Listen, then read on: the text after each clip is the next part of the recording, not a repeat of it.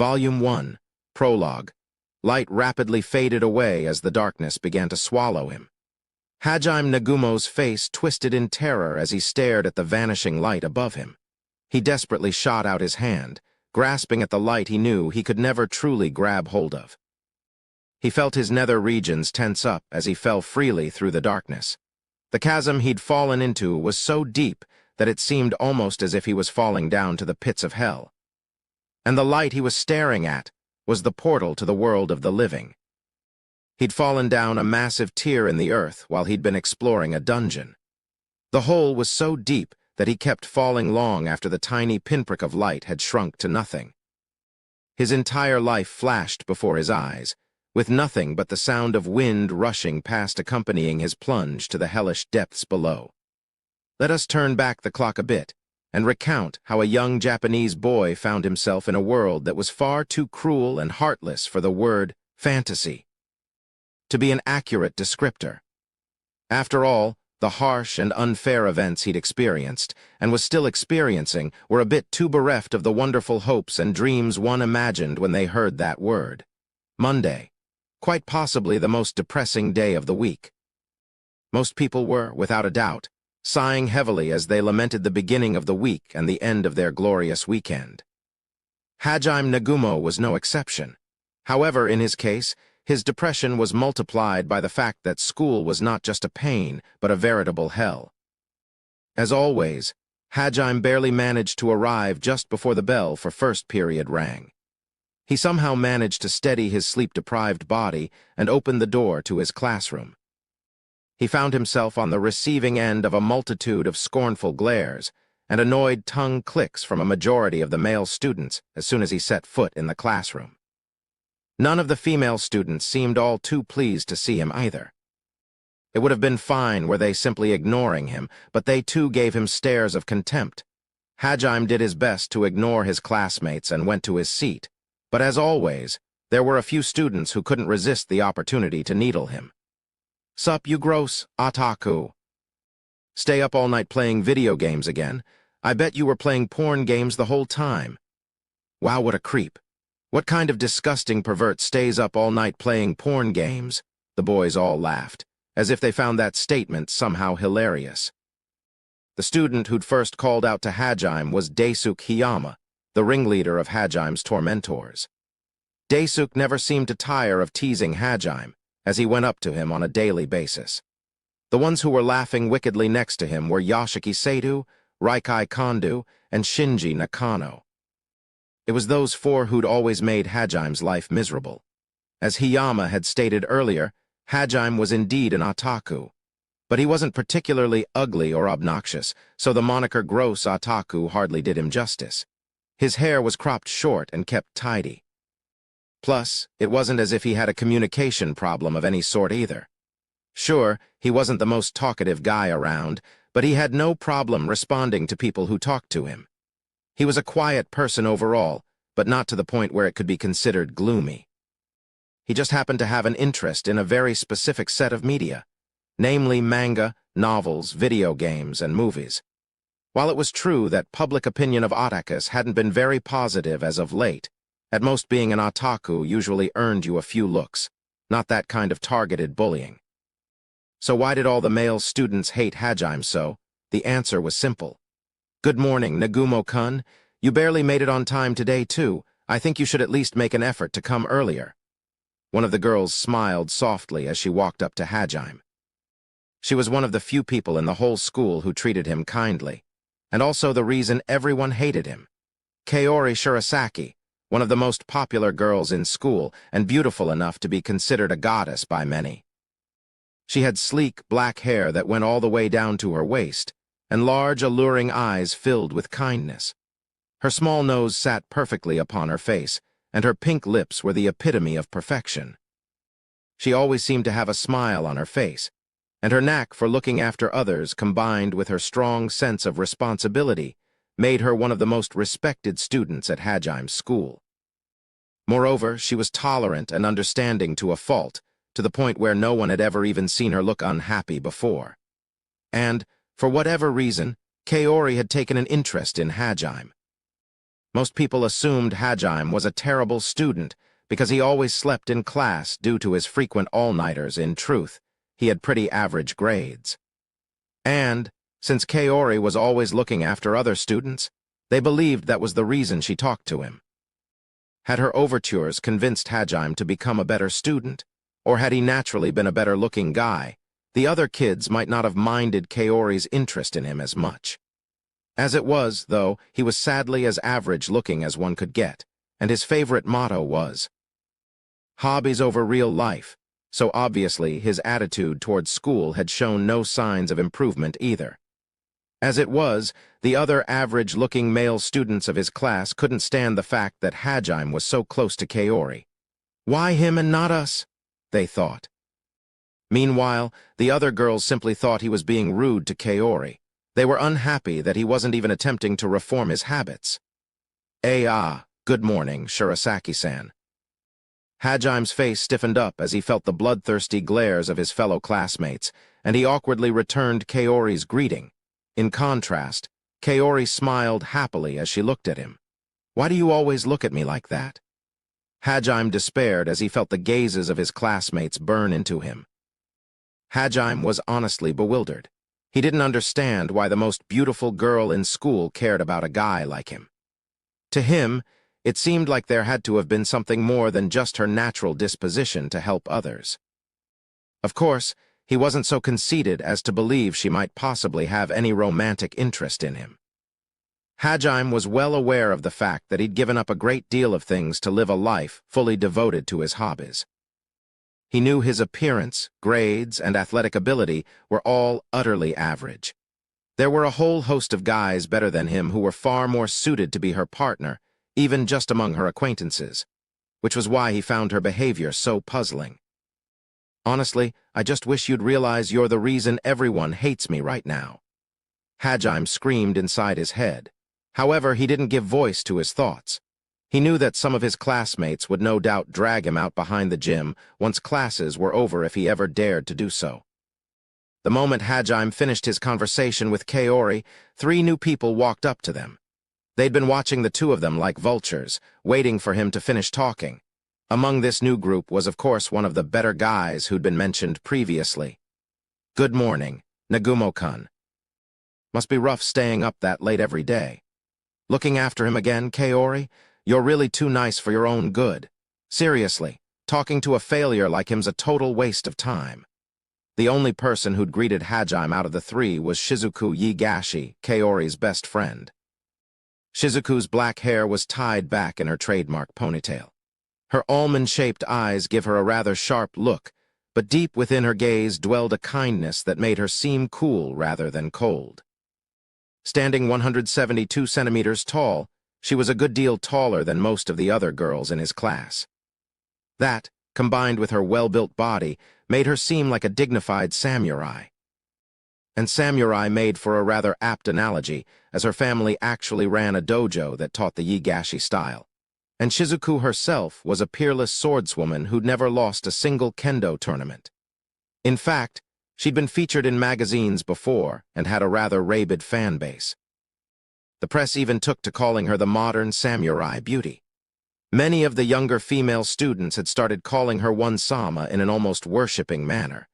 The guy who'd greeted Kaori with that rather cliched line about her kindness was Kuki Amanagawa.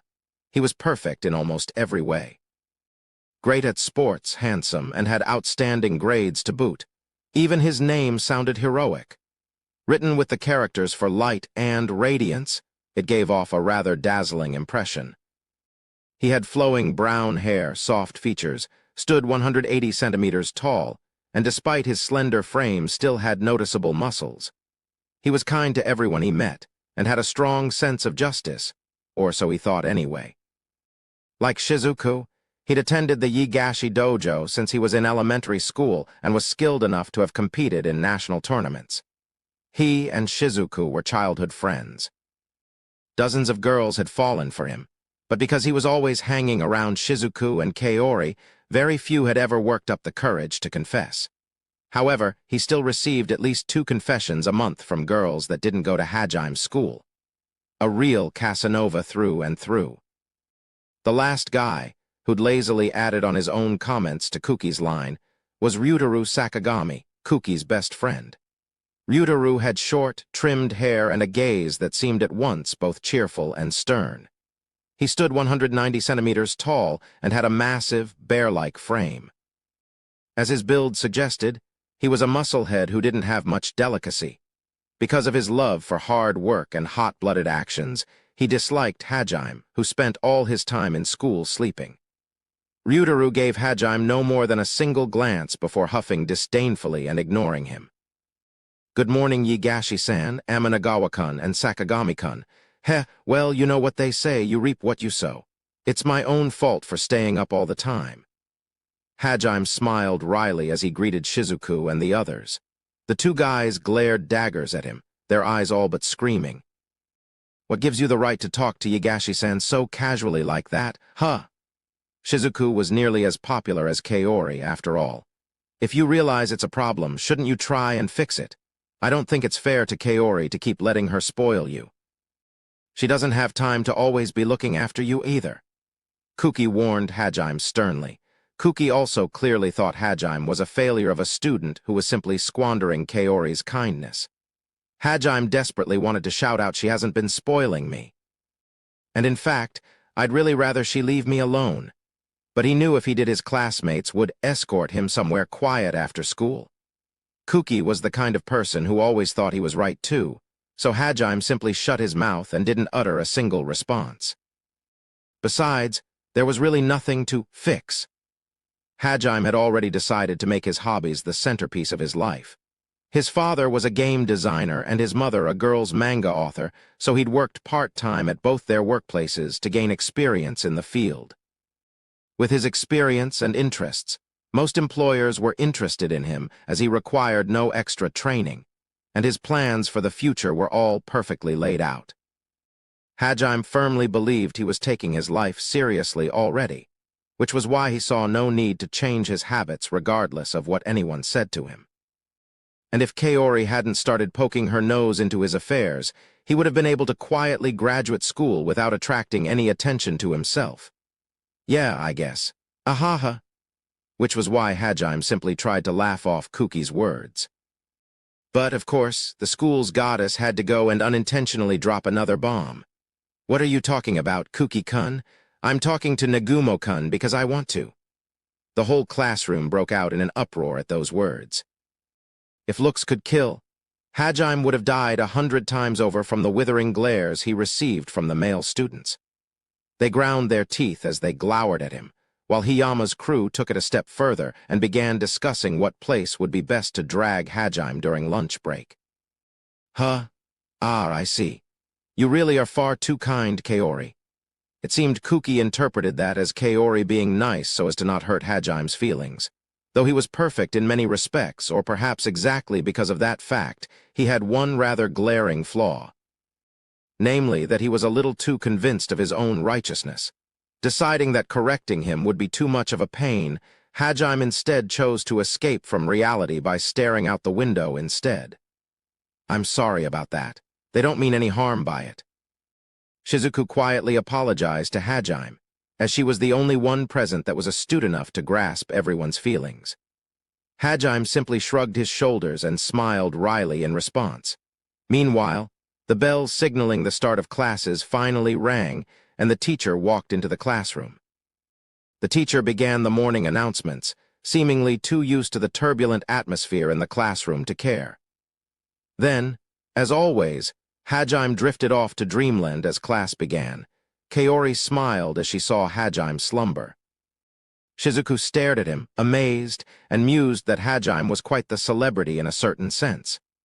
The guys all scoffed at him while the rest of the girls stared, gazes full of scorn. After a while, the classroom began to grow noisy again.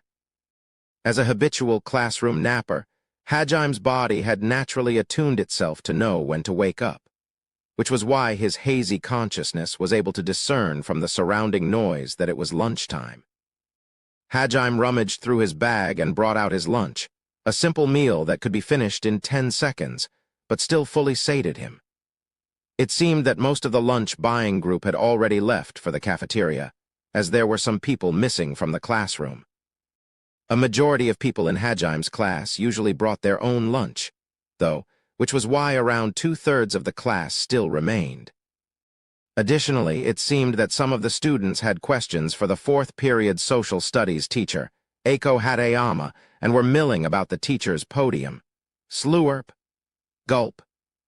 Having finished recharging his energy in just 10 seconds, Hajime laid back down on his desk, planning to get some more shut-eye. However, the school goddess, perhaps more of a devil in Hajime's case, smiled happily as she scooted her seat closer to his, preventing him from returning to his slumber. Hajime groaned inwardly. Monday must have made him take leave of his wits. Normally, he would have quickly eaten his lunch and bolted out of the classroom to find a secluded place for his afternoon nap, but 2 straight days of all-nighters had apparently taken their toll on him. "That's rare, Nagumo-kun. You're still in the classroom. Did you not bring a lunch? If you'd like, you can have some of mine." As the frigid atmosphere descended upon the classroom once more, Hajime screamed internally. "I'm tired of your shit." His exasperated mind screamed out in some strange dialect. Hajime attempted to resist the inevitable as that thought crossed his mind. "Ah, thanks for the invitation, Shirasaki-san, but I've already finished eating my lunch, so why not eat with Amanagawa-kun instead?" He showed Kaori the remnants of his packaged lunch as he said that. The rest of his classmates would probably have hated him for refusing too, but at least it was better than spending his lunch break walking over a bed of nails. However, such a feeble resistance meant next to nothing in the face of the great goddess, so she continued relentlessly. "Huh. That's all you had for lunch. That won't do at all. You need to eat a proper meal. Here, I'll give you some of mine. Please, please, just give me a break. Why can't you realize already? Read the mood for once." With each passing moment, Hajime could feel the pressure mounting, and his saviors finally appeared as cold sweat started running down his back. "Kuki and Ryutaru? Kaori, let's all eat lunch together.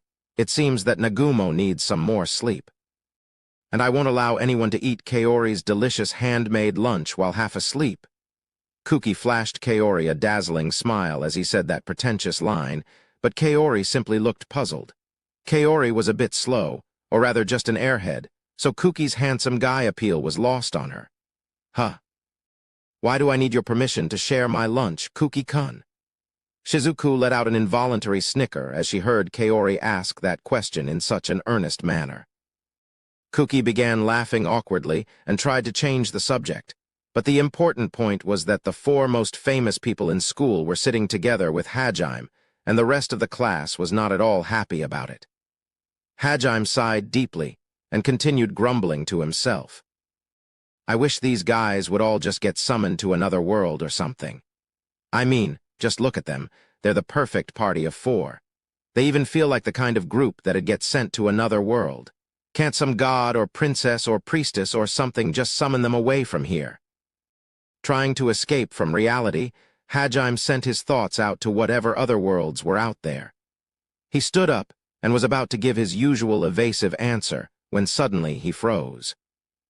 There was a glowing silver circle engraved with various geometric patterns glowing in front of Hajime, at Kuki's feet. The rest of the students all saw the strange circle as well. Everyone was frozen in place, staring at the weird glowing pattern that, for lack of a better word, looked just like a magic circle. The magic circle began to glow brighter and brighter, until its light enveloped the entire classroom. The circle itself began expanding as well, and when it finally grew big enough to cover Hajime's feet, everyone finally became unfrozen and started screaming. Eiko-sensei, who had remained in the classroom, yelled, "Everyone, get out of the classroom." At the same time, the magic circle flared up in a brilliant explosion of light. After a few seconds, or maybe a few minutes, the light finally began to fade, and color returned to the classroom. However, the room was now deserted. Some chairs were knocked over, half-eaten lunchboxes were sitting on desks, and chopsticks and plastic bottles were scattered across the room. The classroom had everything still left in it except the people. The mass high school disappearance incident caused quite a stir across the world, but that story was better saved for another time. Chapter 1. Summoned to another world with a commonplace class. Hajime, who'd covered his eyes with both hands and kept them tightly shut, slowly realized that the people around him were muttering something, and he timidly opened his eyes. He was struck dumb at the sight of his surroundings. The first thing his eyes registered was a massive mural. The mural, which stretched 10 meters long, depicted a faintly smiling figure, whose gender seemed indeterminable, wreathed in a halo, their blonde hair flowing freely behind them. Behind them in the background were plains, lakes, and mountains. The figure had both arms spread wide as if trying to grab hold of all of it. It was a truly beautiful, awe-inspiring work of art. But for some reason, Hajime felt chills run down his spine as he gazed upon it, and he quickly averted his eyes. As he examined the rest of his surroundings, he quickly realized that he was in a vast chamber. The entire room was constructed of a gleaming white stone that seemed smooth to the touch. Marble, possibly. Massive pillars with sculptures carved into them rose up to the towering domed ceiling. The room resembled some sort of grand cathedral. Hajime and the others were standing atop a type of plinth located in the deepest recesses of the room. They were raised above their immediate surroundings. Hajime's classmates were all looking around dumbfounded, just like him. It looks like whatever happened had affected the entire class. Hajime turned around, looking to see what lay behind him. As he'd expected, Kaori was slumped on the ground. She didn't seem to have any injuries, so Hajime breathed a sigh of relief.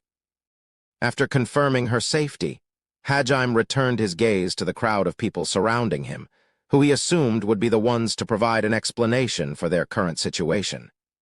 Indeed, Hajime and his classmates were not the only occupants of the room. Around 30 or so people were standing before the plinth Hajime and the others were on. It looked as if they were all praying, their hands crossed about their chests. They were all clad in white robes, decorated with gold embroidery. At their sides were something resembling a bishop's stave. The tips of their staves opened up into a fan shape, and instead of rings, several flat discs hung from the ends. Eventually, one of the priests stepped forward. He was an old man in his 70s, dressed even more lavishly than his peers, with a richly decorated monk's cap that stood about 30 centimeters tall. Old was perhaps not the best word to describe him. If not for his deeply wrinkled face and aged eyes, one might think him a man in his early 50s. His staff jingled as he walked, clear soothing notes reverberating throughout the halls all the while. Finally, he opened his mouth and said, "Welcome to Tortoise, brave heroes. It is our pleasure to welcome you here. I am the Pope of the Holy Church, Ishtar Langbard. It is an honor to make your acquaintances." The old man, who called himself Ishtar, broke out into a good-natured smile. He then led the still confused group of students into another room that was furnished with numerous chairs and long tables, saying it would be easier to speak calmly there. The new room he'd guided the students to was just as lavishly built as the first. The exemplary craftsmanship of the furniture and the tapestries hanging on the walls was evident even to the students' untrained eyes. The layout of the room implied that it was some manner of banquet hall. Eiko Hatayama and Kuki's group of 4 all claimed seats at the head of their respective tables, and their followers all arranged themselves around them. Hajime ended up at the very end of his table. The reason no one had made a fuss so far was because everyone was still too busy processing what had just happened. Besides, Ishtar had just said he would explain what had happened, and Kuki, with his max-level charisma, had managed to calm everyone down. Eiko-sensei had tears in her eyes as she watched a student do what should have been the teacher's job. The moment everyone had finished seating themselves, a number of carts entered the room, pushed along by a retinue of maids. Actual maids, to boot. Not those sham maids found in a certain electronics holy land, nor those old, plump maids that could still be found in various European countries. They were bona fide maids, the kind every man dreamed of meeting. Even in such an incomprehensible situation, their insatiable curiosity and libido drove most of the boys to gaze longingly at the beautiful maids. When the girls saw how they melted over the maids, they glared at the boys in a manner cold enough to freeze hell itself. Hajime was also just about ready to ogle the maid who'd started serving him a drink, but he felt a glacial stare piercing his back and decided to keep his gaze fixed straight ahead. After a moment, he risked a glance back in the direction he'd felt the stare from, only to see Kaori beaming happily at him. He decided to pretend he'd never felt anything odd. Ishtar finally began talking once everyone had been served their refreshments. "Now then, I am certain you all must be feeling very confused about the situation you've found yourselves in. I shall explain everything, starting from the beginning. All I ask is that you hear me out until the end." Ishtar's explanation was so generic and unreasonable that it seemed as if it had come out of a fantasy book template. In short, this was what he said first, that this world was called Tortoise. Within Tortoise lived 3 different races: humans, demons, and demi-humans. Humans resided in the northern half of the continent, demons on the southern half, and demi-humans far to the east within a massive forest. Humans and demons had a strained relationship, having been at war for hundreds of years. Though demons lacked the sheer numbers humans possessed, their individual strength far surpassed that of most humans, balancing out the difference nicely. Both sides were currently locked in a stalemate, and a major battle hadn't broken out in decades. However, there had been disturbing movements among the demons as of late, namely the fact that they had managed to tame monsters. Monsters were supposedly wild animals that had undergone a magical metamorphosis after having mana poured into them. Though it seemed that humans had yet to fully understand the biology of monsters, so they weren't quite sure.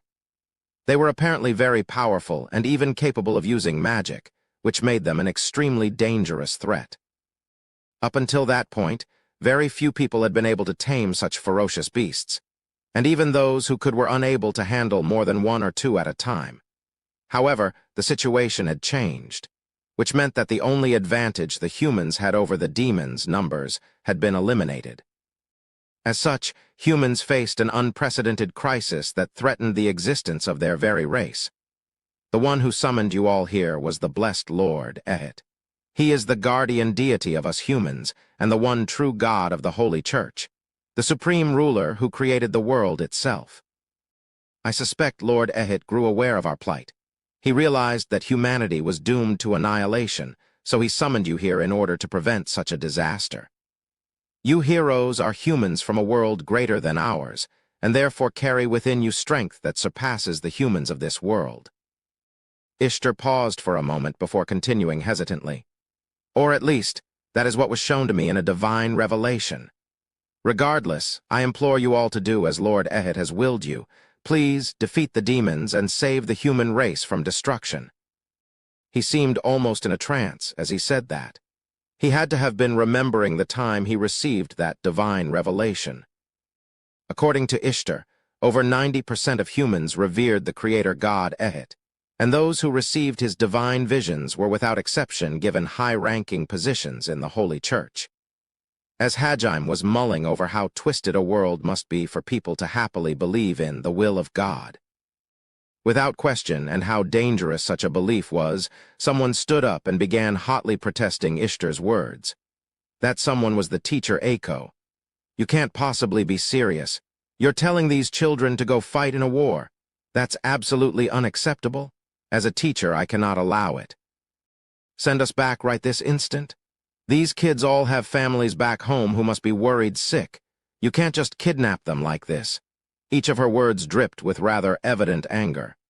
Aiko, the mid-20s social studies teacher, was very popular with the kids. She stood only 140 centimeters tall, with a baby face and her hair kept in a neat bob cut. Her childlike appearance, and her tendency to run around doing everything she could for the sake of her students, though most of her efforts were for naught, had endeared her to many. The gap between how hard she tried and how helpful she actually ended up being had made most of the students see her as a kid that needed to be protected more than an adult to be respected. Many of them had taken to calling her by the nickname AI-chan, though she always grew angry when they did. Since she was aiming to be a respected teacher, she disliked being called by familiar nicknames. This time, too, She flared up at Ishtar to protest the unreasonable forced summoning in order to look like a proper teacher. Unfortunately, the students regarded her the same as always, thinking something to the effect of, "Look, AI-chan's at it again. Always trying so hard," as she tore into Ishtar. However, Ishtar's next words froze everyone's blood cold. "I understand your feelings, however. I am unable to return you to your world at present." Silence filled the room. The oppressive atmosphere was felt by everyone present. They all stared at Ishtar blankly, unable to properly process what he had just said. What do you mean? You're unable. If you called us here, you should be able to send us back, shouldn't you? Eiko-sensei screamed loudly. As I stated earlier, it is Lord Ehet who summoned you here. The only reason we were in that room at all was to greet you heroes and to offer up our prayers to Lord Ehet. We humans do not possess the power to interfere with other worlds, so whether or not you can return also depends on his will. And no way. Eiko slumped back into her chair, all the strength drained out of her. The other students all started yelling as the truth of Ishtar's words sank in. You've got to be kidding me. What do you mean we can't go back? You can't do this. Please just send us back somehow. A war? You can't be serious. Take us the fuck back right now. This can't be happening, this can't be happening, this can't be happening. The entire class fell into a panic. Hajime was shaken by this development as well, but because he was an otaku, he had at least seen countless books and games that had the same premise, which was why he was able to determine that it was not the worst possible scenario, and that was the reason he was at least somewhat calmer than the other students. For reference, the worst-case scenario he was imagining was the one in which they all got summoned as slaves. Ishtar said nothing and silently watched on as all of the students panicked. Though Ishtar was silent, Hajime thought he could see contempt hidden within the depths of the old man's eyes. Hajime presumed he was thinking these people were chosen by God, why are they not rejoicing? Or something along those lines. Kuki stood up amidst the hysterical group of students and slammed his fist down onto the table with a bang.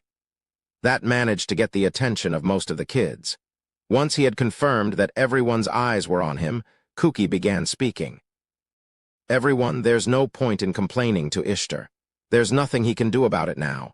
And I, at least, have decided to stand and fight. These people are about to be annihilated. Knowing that, how can I possibly leave them to such a tragic fate?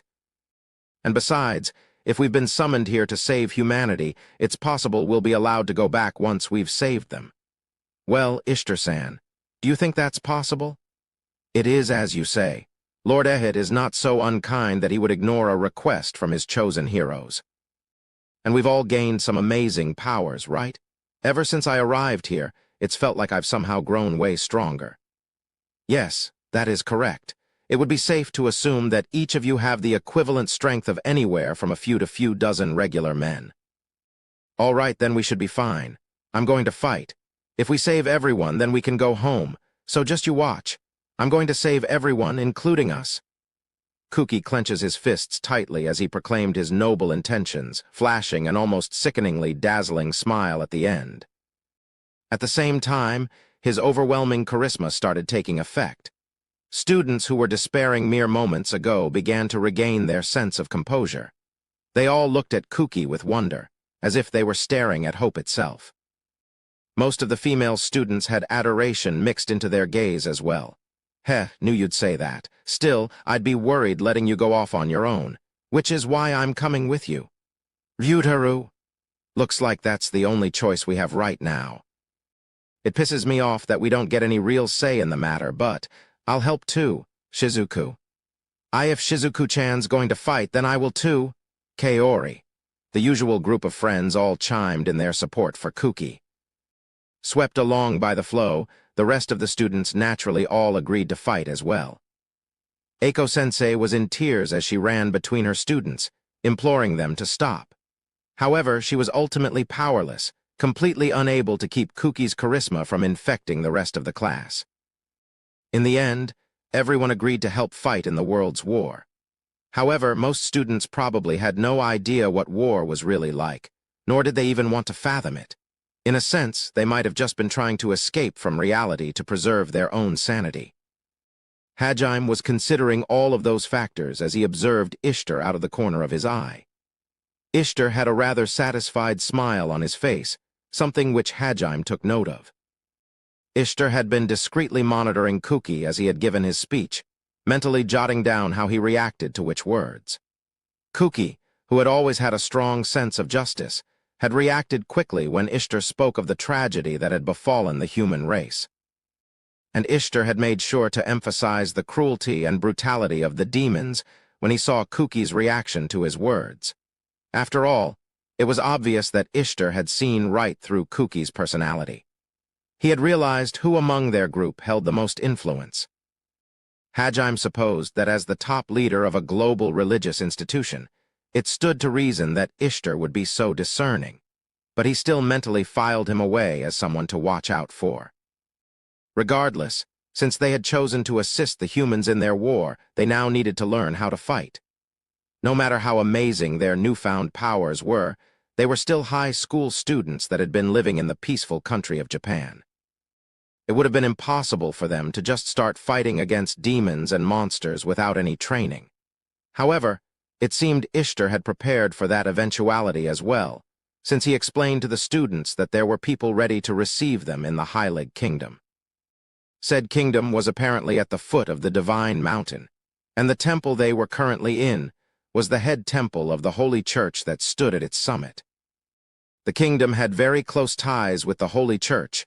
According to legend, one of Ehit's progeny, Sharamvan, had founded the kingdom. Of all the human kingdoms, it was apparently the one with the richest history. The fact that the church's most sacred temple was in the kingdom's backyard spoke volumes about how deep their connection ran. Hajime and the others headed for the temple's front gate. They were about to embark on their journey to the kingdom below. As they walked through the grand triumphal arcs that comprised the main gate of the temple, they were greeted by an endless sea of clouds. Because no one had suffered from altitude sickness, they hadn't realized they'd been up so high up. Hajime assumed that magic had something to do with making the environment around the temple habitable. They all stood in wonder as they stared at the clear blue sky and the waves of clouds sparkling in the sunlight. Ishtar looked on proudly as everyone gawked, before urging them onward. As they made their way forward, they came upon a massive white circular pedestal that was surrounded by a fence. They walked through a lavish hallway made of the same white stone as the cathedral and stepped up onto the pedestal. Engraved within the stone of the pedestal was a large magic circle. On the other side of the fence lay a steep drop to the clouds below, so most students huddled as close to the center of the pedestal as they could.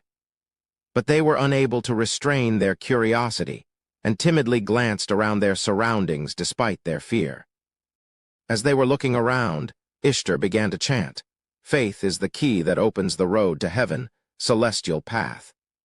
The magic circle began emitting a blinding light as he finished chanting.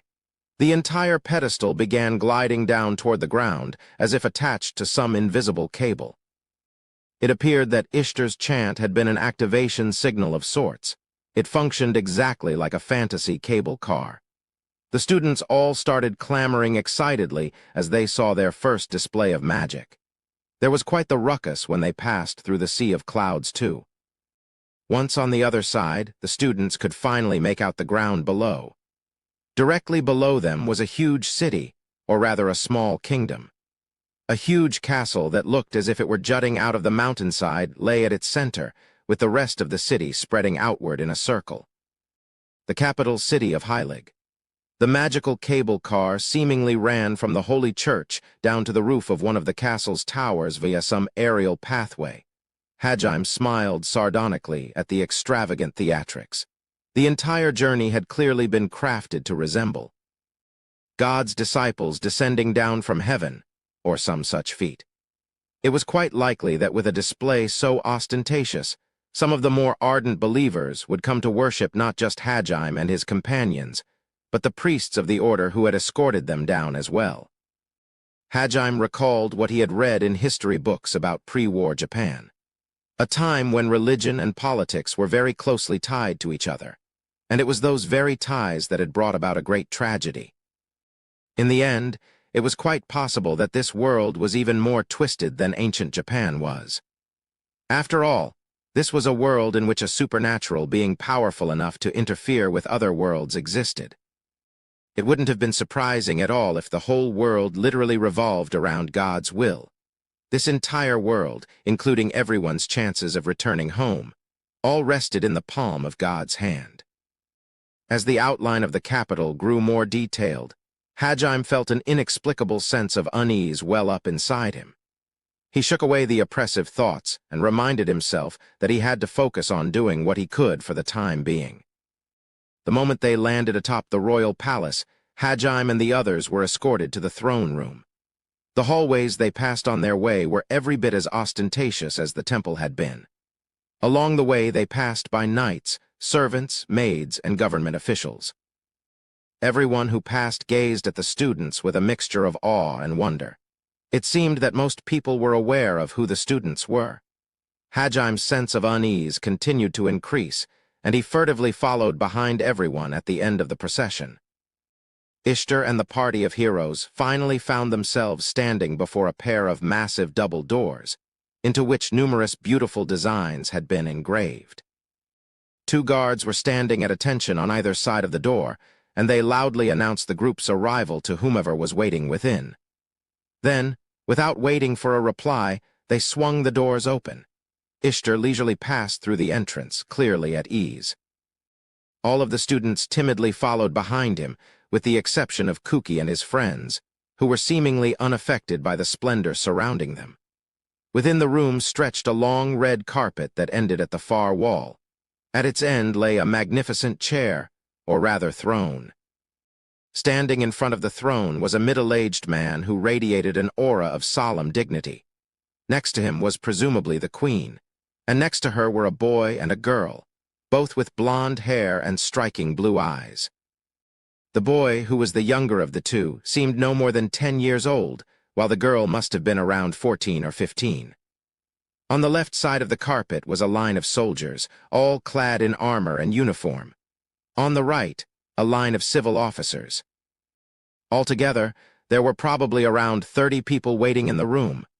Once they were directly before the throne, Ishtar left the students and went to stand beside the king. He then proffered his hand to the king, who took it reverently and kissed it with the slightest brush of his lips.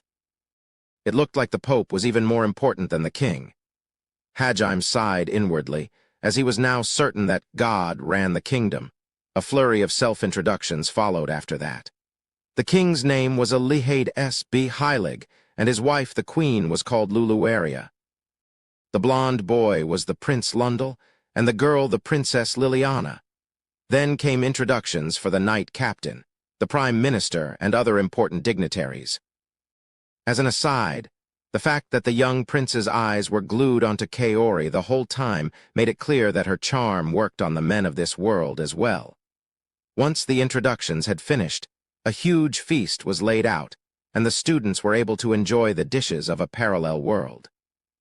Though, for the most part, it wasn't very different from Western food back on Earth. The pink sauce and rainbow-colored drink that they sometimes brought out was especially delicious.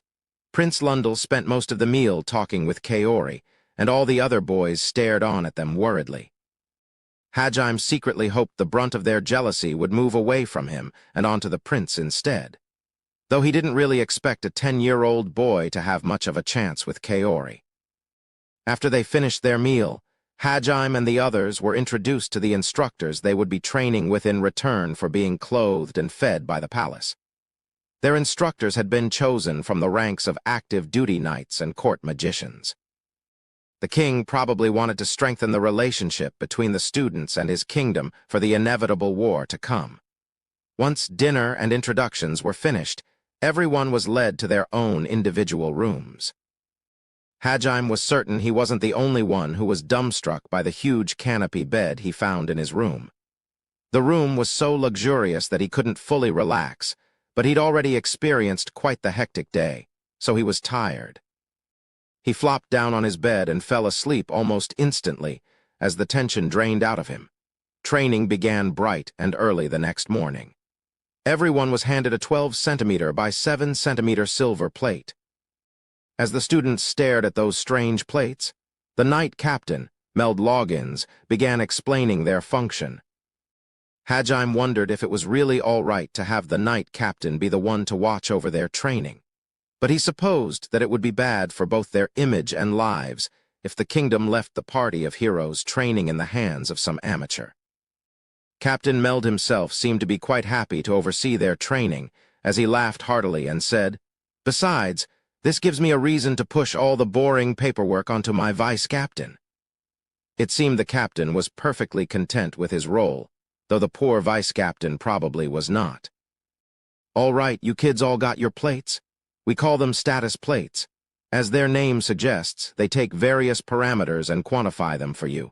They also make for great identification cards.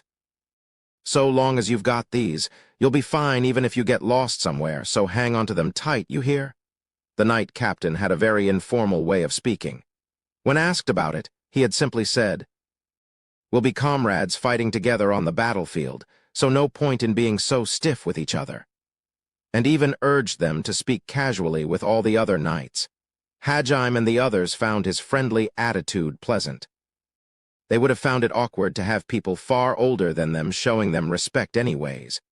You'll see that one side of the plate has a magic circle inscribed on it. Use the needles I passed out to prick your finger and drip some blood onto the circle. That will identify you as the owner of the plate. Then, if you say open status, you'll see your current stats displayed on the plate. Oh, and don't bother asking me how it works. I've got no clue. These things are artifacts left over from ancient times." "Artifacts?" Kuki asked, stumbling over the unfamiliar word. Artifacts refer to powerful magical items that we no longer have the technology to reproduce. They were supposedly all made during the Age of the Gods, when the Creator's descendants still walked the earth. The status plates you all hold are all artifacts from that era as well, but they're the only artifacts that still see widespread use to this day. Most other artifacts are coveted national treasures, but there are enough of these plates that even average citizens own one. It's helpful since they make for very reliable identification. It seemed that the artifact that produced these status plates still existed as well, and every year new plates were produced under the strict supervision and control of the Holy Church. The students all nodded in affirmation as they listened to his explanation. Once it was finished, they all gingerly pricked their fingers and rubbed the blood that welled up onto the magic circle of their plates. The magic circles flared briefly as the blood touched them. Hajime, too, rubbed some blood onto his plate. His status plate flared up briefly as well, and like ink spreading through wool, his plate was slowly dyed a sky blue. Hajime was taken aback. The other students also looked on in surprise as their plates changed color. Captain Meld continued his explanation of the plates after that. Apparently, each person had their own distinct color of mana, and when their information was entered into their plates, the plates changed color to match it. The reason they were able to serve as such reliable identification cards was because their color and the color of their owner's mana were always the same. So wait, my mana's light blue? Or I guess closer to sky blue. It's real pretty. Glad that his mana wasn't pitch black or anything along those lines, Hajime looked around and saw that everyone else was also busy staring at their own colors. Kuki's was predictably pure white. Ryutaru's was dark green, Kaori's a very light purple, and Shizuku's the deep blue of lapis lazuli. I realize you're all impressed, but don't forget to check your stats, okay? Captain Meld smiled wryly as he reminded the students to confirm their stats. His voice brought them all back to their sense, and they gave Meld a brief look before hurriedly checking their stats. Hajime returned his own gaze back down to his status plate. On it, he found written, ****************************************************************************************************level 1 job, synergist strength, 10 vitality, 10 defense, 10 agility, 10 magic defense, 10 skills, transmute language comprehension, ************************************ the above information. Hajime felt that he'd almost turned into some kind of video game character as he looked at his stats. Everyone else was also absorbed in reading their plates. Seeing that, Captain Meld began explaining the different stats. Everyone got a good look at their stats. All right, let me explain them from the top. First, we have your level. See it? That number grows as your other stats grow. The highest level is 100, and when you've reached that, you're at your limits as a human being. In other words, one's current level shows how much of their full potential they've realized. Reaching 100 means unlocking all of your latent potential, and is a cap beyond which you cannot grow. Very few people manage to make it to level 100, though. So it wasn't exactly like a game, since raising your stats increased your level and not the other way around. Your stats will naturally increase as you train, and you can also use magic or magic-imbued items to raise your stats. Also, those with a high magic stat will naturally grow faster than others. No one knows exactly why, but we assume it's because a person's mana assists in the growth of other stats. Later on, you'll all get to choose equipment that corresponds to your individual stats. The items in our treasury will be yours for the taking. You're the heroes who are going to save our kingdom after all. Judging by Captain Meld's explanation, defeating a monster wouldn't magically increase one's stats. Everyone just had to train the old-fashioned way. Next up, do you all see that little box that says job in it? Put simply, that refers to your natural aptitude. It's directly linked to the skills box in the bottom, and your job determines the kind of skills you can learn. Few people possess a job. Jobs are split into combat-based and non-combat-based disciplines. Combat jobs are exceedingly rare. Only 1 in every 1,000 or 10,000, depending on the job, people have a combat-based job. Non-combat jobs are technically rare too, but, well, 1 in every 100 people has one. Some of them are even common enough that 1 in every 10 people has one, actually. There's a lot of people who have non-combat production-related jobs. Hajime looked back down at his status plate. His job was synergist, which meant his talents had to do with synergizing, whatever that was supposed to be. Ishtar had said that Hajime and the others came from a world superior to their own, and that they possessed better abilities than the humans of Tortoise due to that fact. Then it's only natural that I have a job, thought Hajime as his lips curled up into a smile. There was no person who wouldn't be happy to be told they were gifted with a special talent. However, at Captain Meld's next words, Hajime's smile vanished and was replaced by a cold sweat. Next. Well, your stats are simply what they say they are. The average for most stats at level 1 is around 10. But you're all heroes, so you surely have far higher stats than that. Man, I'm so jealous of you guys. Oh yes, don't forget to report your stats to me. I'll need to know them to decide how to best train you guys. The average stats for someone at level 1 were around 10, and each and every one of Hajime's stats were a perfect 10. His mind raced furiously as cold sweat poured down his back. Doesn't that mean that my stats are totally average? Like completely and utterly mediocre. I don't have any godlike cheat powers. My power level isn't over 9,000. What about everyone else? Maybe everyone's just like this at the start. Hajime clung onto this last sliver of hope as he furtively glanced around at the other students. Everyone's eyes were sparkling as they looked at their stats. Not a single one of them was breaking out in a cold sweat like Hajime. Kuki was the first to step up and show his stats to Captain Meld. His stats were as follows: *******, Kuki Amanagawa, age, 17, male level, 1 job, hero strength, 100 vitality, 100 defense, 100 agility, 100 magic defense, 100 skills. Elemental affinity, elemental resistance, physical resistance, advanced sorcery, swordsmanship, superhuman strength, armor proficiency. Foresight, increased mana recovery, detect presence, detect magic, limit break, language comprehension, *****. The guy was a living personification of cheat skills. Whoa, you really are a hero. You already have stats in the triple digits at level 1, and most people normally only get 2 or 3 skills. You're way beyond normal. What a reliable hero. Well, you know how it is. Ahaha. Kuki blushed and scratched his head as Captain Meld praised him. As an aside, Captain Meld was level 62. His stats were all within the 300 range, and he was one of the strongest humans alive. But at just level 1, Kuki was already a third of the way to his strength. If his growth rates were just as high, he'd overtake the captain in no time. In addition, it seemed as if your skills were basically the innate talents you were born with, so there was no way to increase them. The exception being derivative skills.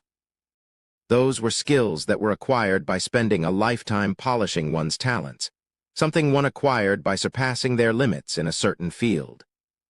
Put simply, it was when someone suddenly discovered the trick to doing something they'd always struggled to before, and rapidly increased their proficiency with it. Hajime had hoped Kuki was just somehow special, but everyone else also had overpowered abilities, though none quite matched up to Kuki's, and it looked like everyone else had a combat-based job without exception. Hajime stared at the word synergist that filled his job box. From the name alone, he found it hard to imagine it was a combat-based job. He only had 2 skills, too. To make matters worse, one of them was language comprehension, which every summoned being had. In other words, he effectively only had 1 skill. Even Hajime's stiff smile began vanishing from his face.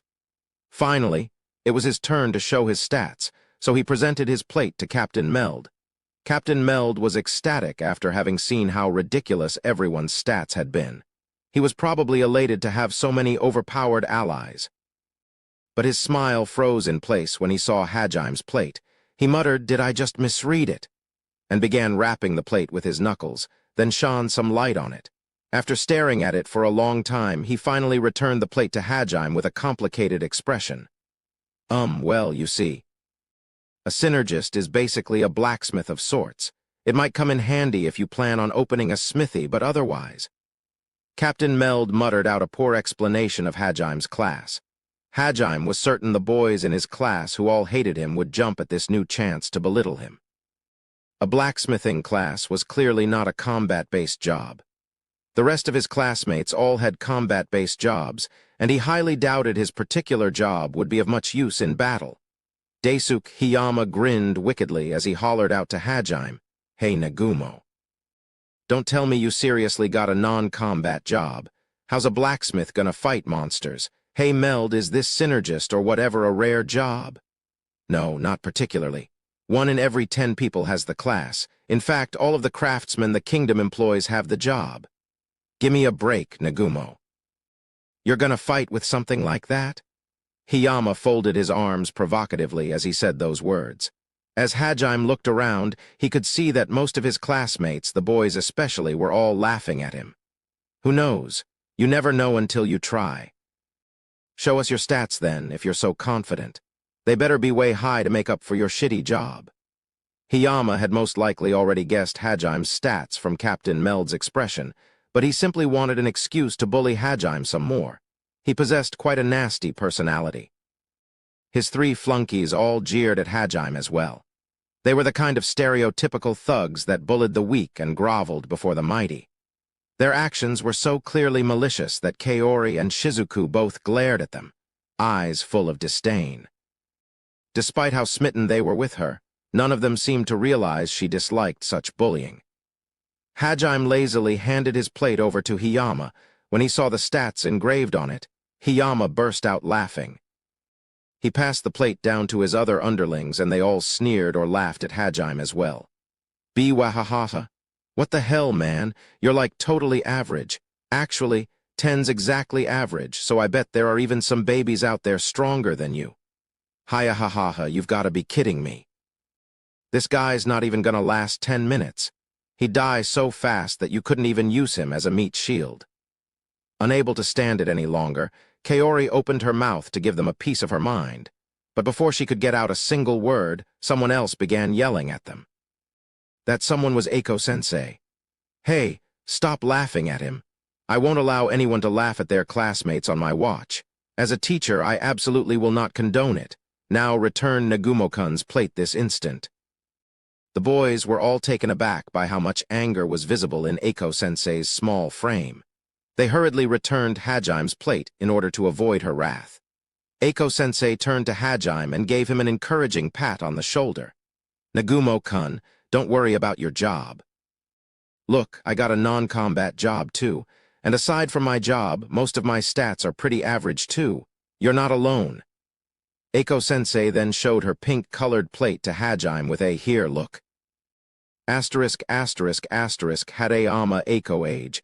25 female level, 1 job, farmer strength, 5 vitality, 10 defense, 10 agility, 5 magic, 100 magic defense, 10 skills. Soil management, soil restoration, large-scale cultivation, enhanced fertilization, selective breeding, plant appraisal, fertilizer production, mixed breeding, auto-harvesting, fermentation proficiency, wide area temperature control, farming barrier, fertile rain language. Comprehension. Asterisk, asterisk, asterisk, Hajime's eyes resembled a dead fish's once he finished reading Eiko's plate. Huh, what's wrong, Nagumo-kun? Eiko asked as she shook Hajime back and forth. It was true that her overall stats were low, and that she did not possess a combat class, but her exceptional magic stat and large number of skills meant that she would reach the level of other heroes with just a little training. And lest everyone forget, an army marches on its stomach. Eiko-sensei's job was nothing like Hajime's. His was so commonplace that there were myriad others who were more proficient in it. In other words, even Eiko-sensei was plenty overpowered. Hajime felt doubly betrayed for getting his hopes up even a little. Oh my, Ai-chan, that was the final nail in the coffin. And Nagumo-kun, are you all right? Shizuku smiled sadly as she watched Hajime shut down, while Kaori worriedly ran over to him. Eiko-sensei tilted her head in confusion. As always, she tried her best, but ended up being completely unhelpful. The students smiled at her unchanging ditziness. Eiko-sensei had managed to achieve her initial goal of preventing Hajime's bullying, but he still smiled emptily as he thought of the difficulties that lay ahead, and the treatment he would definitely receive. 2 weeks had passed since Hajime was labeled the weakest and most useless member of the class. He was currently in the library using the break time he had between training sessions to investigate something. In his hands was a book labeled Monsters of the Northern Continent, a picture book. As its name suggested, it was a picture book about monsters. As for why he was reading such a book, that was because he had not grown at all after 2 weeks of training. In fact, the past 2 weeks had only served to highlight how pathetically weak he was. Hoping to cover his physical deficiencies with knowledge, Hajime spent most of his free time in the library. He perused the picture book for a while before suddenly breathing out a sigh and throwing it down on the desk. The librarian happened to be passing by right as he did that, so Hajime was met with a glowering stare. Hajime jumped, as he was clearly startled, and hurriedly apologized. The librarian's angry glare implied that he wouldn't tolerate it happening a second time. What on earth am I doing? Hajime thought with a sigh. Hajime suddenly took out his status plate and stared at it, his hands resting on his chin. Asterisk, asterisk, asterisk, Hajime Nagumo age. 17 male level, 2 job, synergist strength. 12 vitality, 12 defense, 12 agility, 12 magic, 12 magic defense, 12 skills, transmute, language comprehension, asterisk, asterisk, asterisk. That was all the growth he had to show after 2 weeks of harsh training. I can't even say I've gotten much stronger. Hajime screamed internally. For comparison, Kuki's stats had grown at an astronomical rate. Asterisk, asterisk, asterisk, Kuki Amanagawa age. 17 male level, 10 job, hero strength. 200 vitality, 200 defense, 200 agility, 200 magic defense, 200 skills. Elemental affinity, elemental resistance, physical resistance, advanced sorcery, swordsmanship, superhuman strength, armor proficiency, foresight, increased mana recovery, detect presence, detect magic, limit break, language comprehension asterisk, asterisk, asterisk. His growth rate was roughly 5 times as fast as Hajime's. And to make matters worse, Hajime had discovered he had no real affinity for magic. What exactly did having no magical affinity mean? Well, it had to do with how magic functioned in this world. In the world of Tortoise, magic functioned in a very specific manner. By chanting an incantation, one could transfer their mana into a magic circle, and the spell inscribed within that circle would activate, thus casting magic. It was impossible for anyone to directly manipulate their mana, so each spell needed its own corresponding magic circle. Additionally, the length of an incantation was directly proportional to how much mana one could pour into a magic circle. So the effectiveness of a spell was directly proportional to the amount of mana used to cast it. And the more complicated a spell was, or the larger an area of effect it had, the more inscriptions needed in the magic circle to complete the spell, which naturally meant that the magic circle itself needed to be larger too. For comparison, the standard fireball spell that appeared in most RPGs and the like normally required a magic circle about 10 centimeters in diameter. Every spell needed the basic inscriptions for the element, strength, range, span, and magic absorption. The amount of mana someone needed to provide the magic circle in order to activate the spell. If one wanted to add additional parameters, such as length the spell is maintained, then extra inscriptions were needed for that as well. There was, however, an exception to this rule. And that exception was magical affinity. Magical affinity was basically a measure of how well one's natural constitution allowed them to shorten inscriptions. For example, someone with an affinity for the fire element would no longer need to add the element portion of the inscription to their spell as long as it was a fire-based one. People with an aptitude for something were able to use a mental image to take the place of the inscription. They didn't need to carve the inscription anywhere into the magic circle.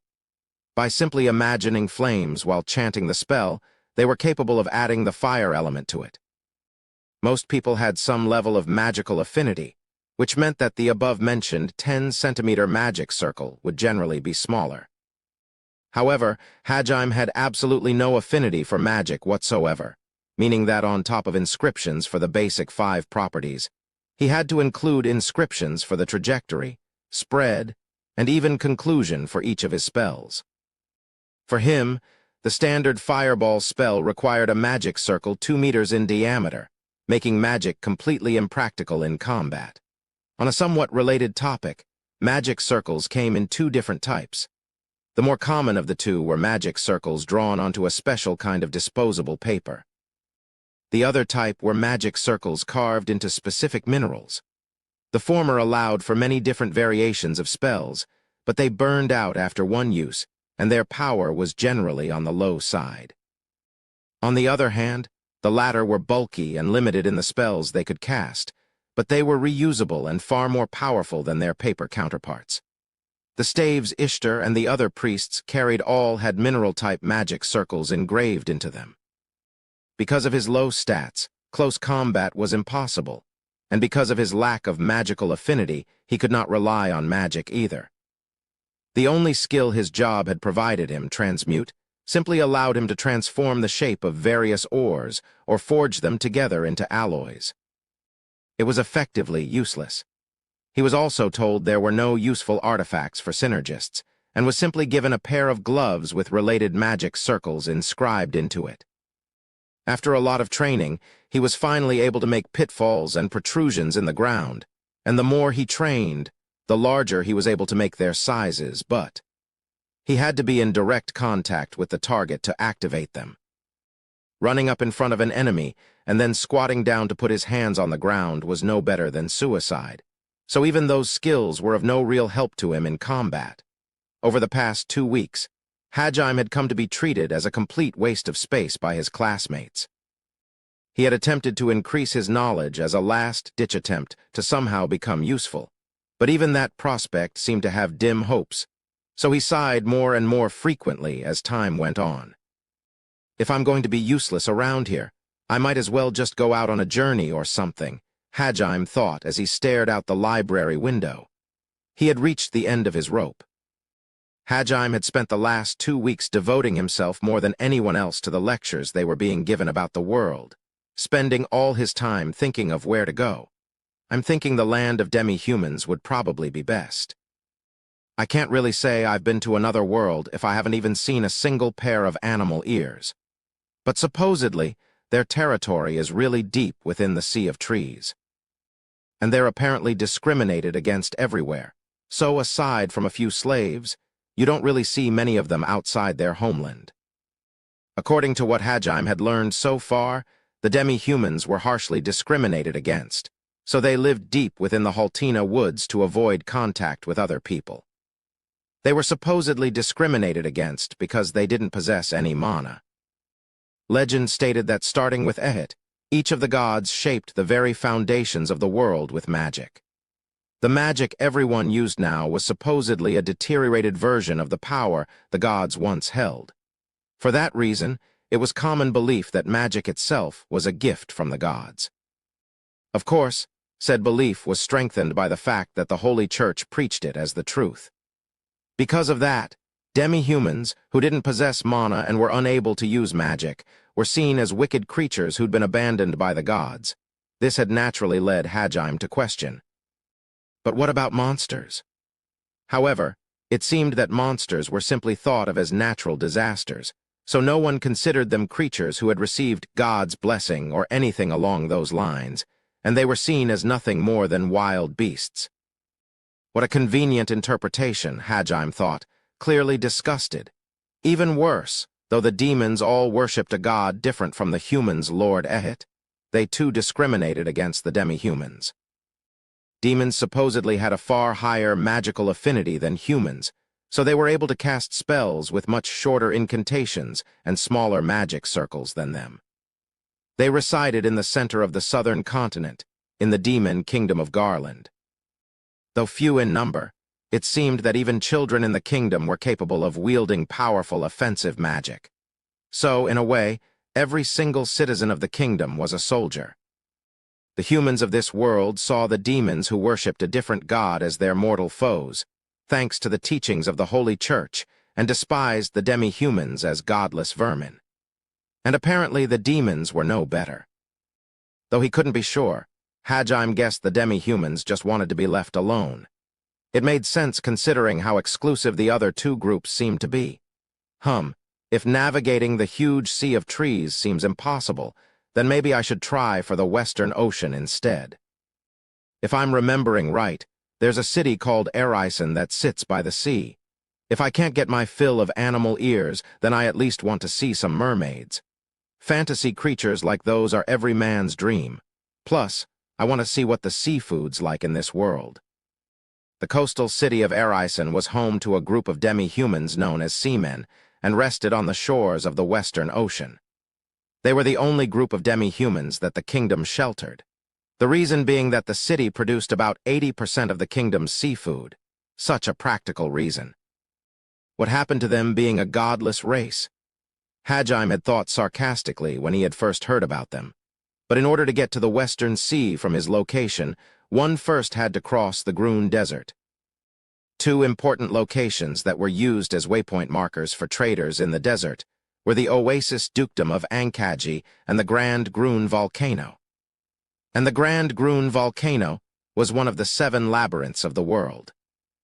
The 7 labyrinths referred to the 7 highly dangerous locations scattered throughout the world.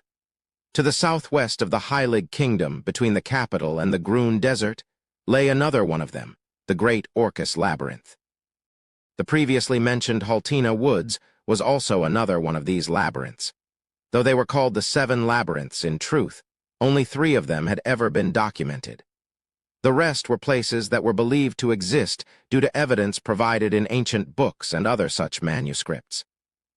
Though their existence had not been confirmed, they'd still been provisionally marked on maps. The Risen Gorge that divided the northern and southern continents was one such place, while the frost caverns that lay in the Schnee snowfields was another potential candidate. I probably won't be able to make it across that desert.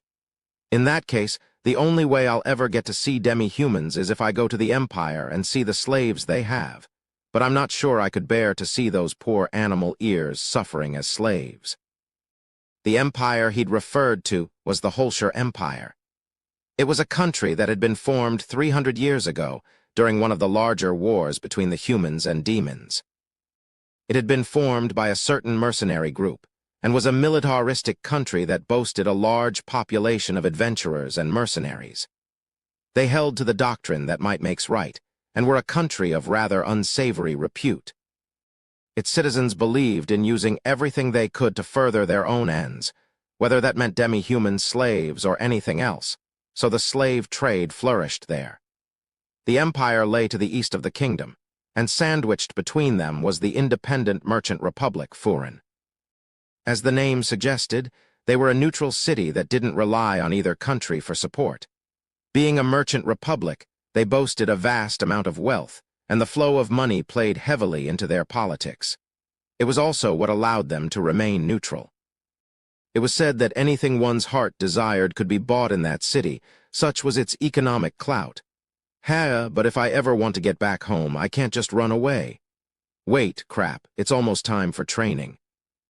Realizing that he was simply trying to avert his eyes from reality, Hajime shook his head and quickly left the library so as to not be late for training. It was only a short distance from the library to the palace, but the bustle of the capital could be seen even in such a short trek. The voices of merchants hawking their wares mingled with the happy laughter of playing children and the angry scolding of their parents. The capital was a quaint, peaceful city. Since it doesn't look like a war's going to break out anytime soon, maybe I can just convince them to send me back. Hajime dreamed of the impossible as he walked back to the palace. He just wanted to avoid thinking about the despair that awaited him once he arrived. When he arrived at the training grounds, Hajime found a few other students already there, chatting with each other or getting some early practice in. It looked like he had arrived surprisingly early. Hajime decided to pass the time doing a bit of practice of his own, so he took out the slender longsword he'd been given. As he did, he felt a sudden impact hit him square in the back, and he stumbled a few steps forward. He managed to avoid falling, but chills ran down his spine as he saw how close he had been to impaling himself on a drawn sword. He frowned as he turned back and saw the usual group of 4 all wearing the same obnoxious expression. As always, Daisuke Hiyama was standing behind him, together with the rest of the Petty Four, as Hajime liked to call them. Ever since they'd started training, the 4 of them had taken every opportunity they could to bully Hajime. They were half the reason he found training so depressing, with the other half being how pathetic his stats were. Yo, Nagumo, what are you doing? You know that sword's totally useless in your hands anyway, right? I mean, come on, you're a total weakling. Hey man, that's going too far. I mean, you're totally right though, Hiyama. Jaya haha. Why do you even bother coming to training every day? I'd be way too embarrassed if I were you. Hey, Daisuke, he's just so pitiful. Don't you think we should help him out with his training a little? Hiyama and the others laughed hysterically, as if Shinji had actually said something funny. Come on, Shinji, don't you think you're being a bit too nice to him? Well, I'm a nice guy too, so I guess I don't mind helping out. Yeah, that sounds like a great idea. I'm also a super nice guy, so I'll pitch in. Man, you better thank us, Nagumo. We're taking out some of our precious time to help out a weakling like you. They put their arms around Hajime's shoulders in a false gesture of kindness and dragged him away to an inconspicuous location. Most of his classmates noticed, but they pretended not to see anything. Oh no, I'm fine by myself. You don't have to waste your time on me. Hajime tried to refuse, though he knew it was pointless. Here I am going out of my way to train your sorry ass, and this is what I get. I can't believe you. You should be on your knees thanking me. As he said that, Hiyama punched Hajime in the side hard. Hajime groaned in pain as he felt Hiyama's fist sink into his soft flank. Hiyama's group had steadily been getting more and more violent with him as of late. While it might have been natural for hormone-driven boys in puberty to go mad with power once they got their hands on some, that made it no easier for the one who had to bear the brunt of their lapse insanity. Though it was not as if there was anything Hajime could do to fight back. All he could do was grit his teeth and try to bear it. Eventually, they brought him all the way to a secluded corner of the training grounds that couldn't be easily seen. Then Hiyama thrust Hajime down to the ground. Come on, get up. It's time for some fun training. Hiyama, Nakano, Seidu, and Kondu all surrounded Hajime at those words. Hajime bit his lip in frustration as he stood up. Gwa! He felt something crash into his back as soon as he rose to his feet. Seidu had hit him with the sheath of his sword. He flew forward, groaning in pain, and was met with another attack. Hey now, you can't sleep there. You'll get burned if you do. Incinerate all that stands in my path, fireball. Nakano unleashed a fireball at Hajime.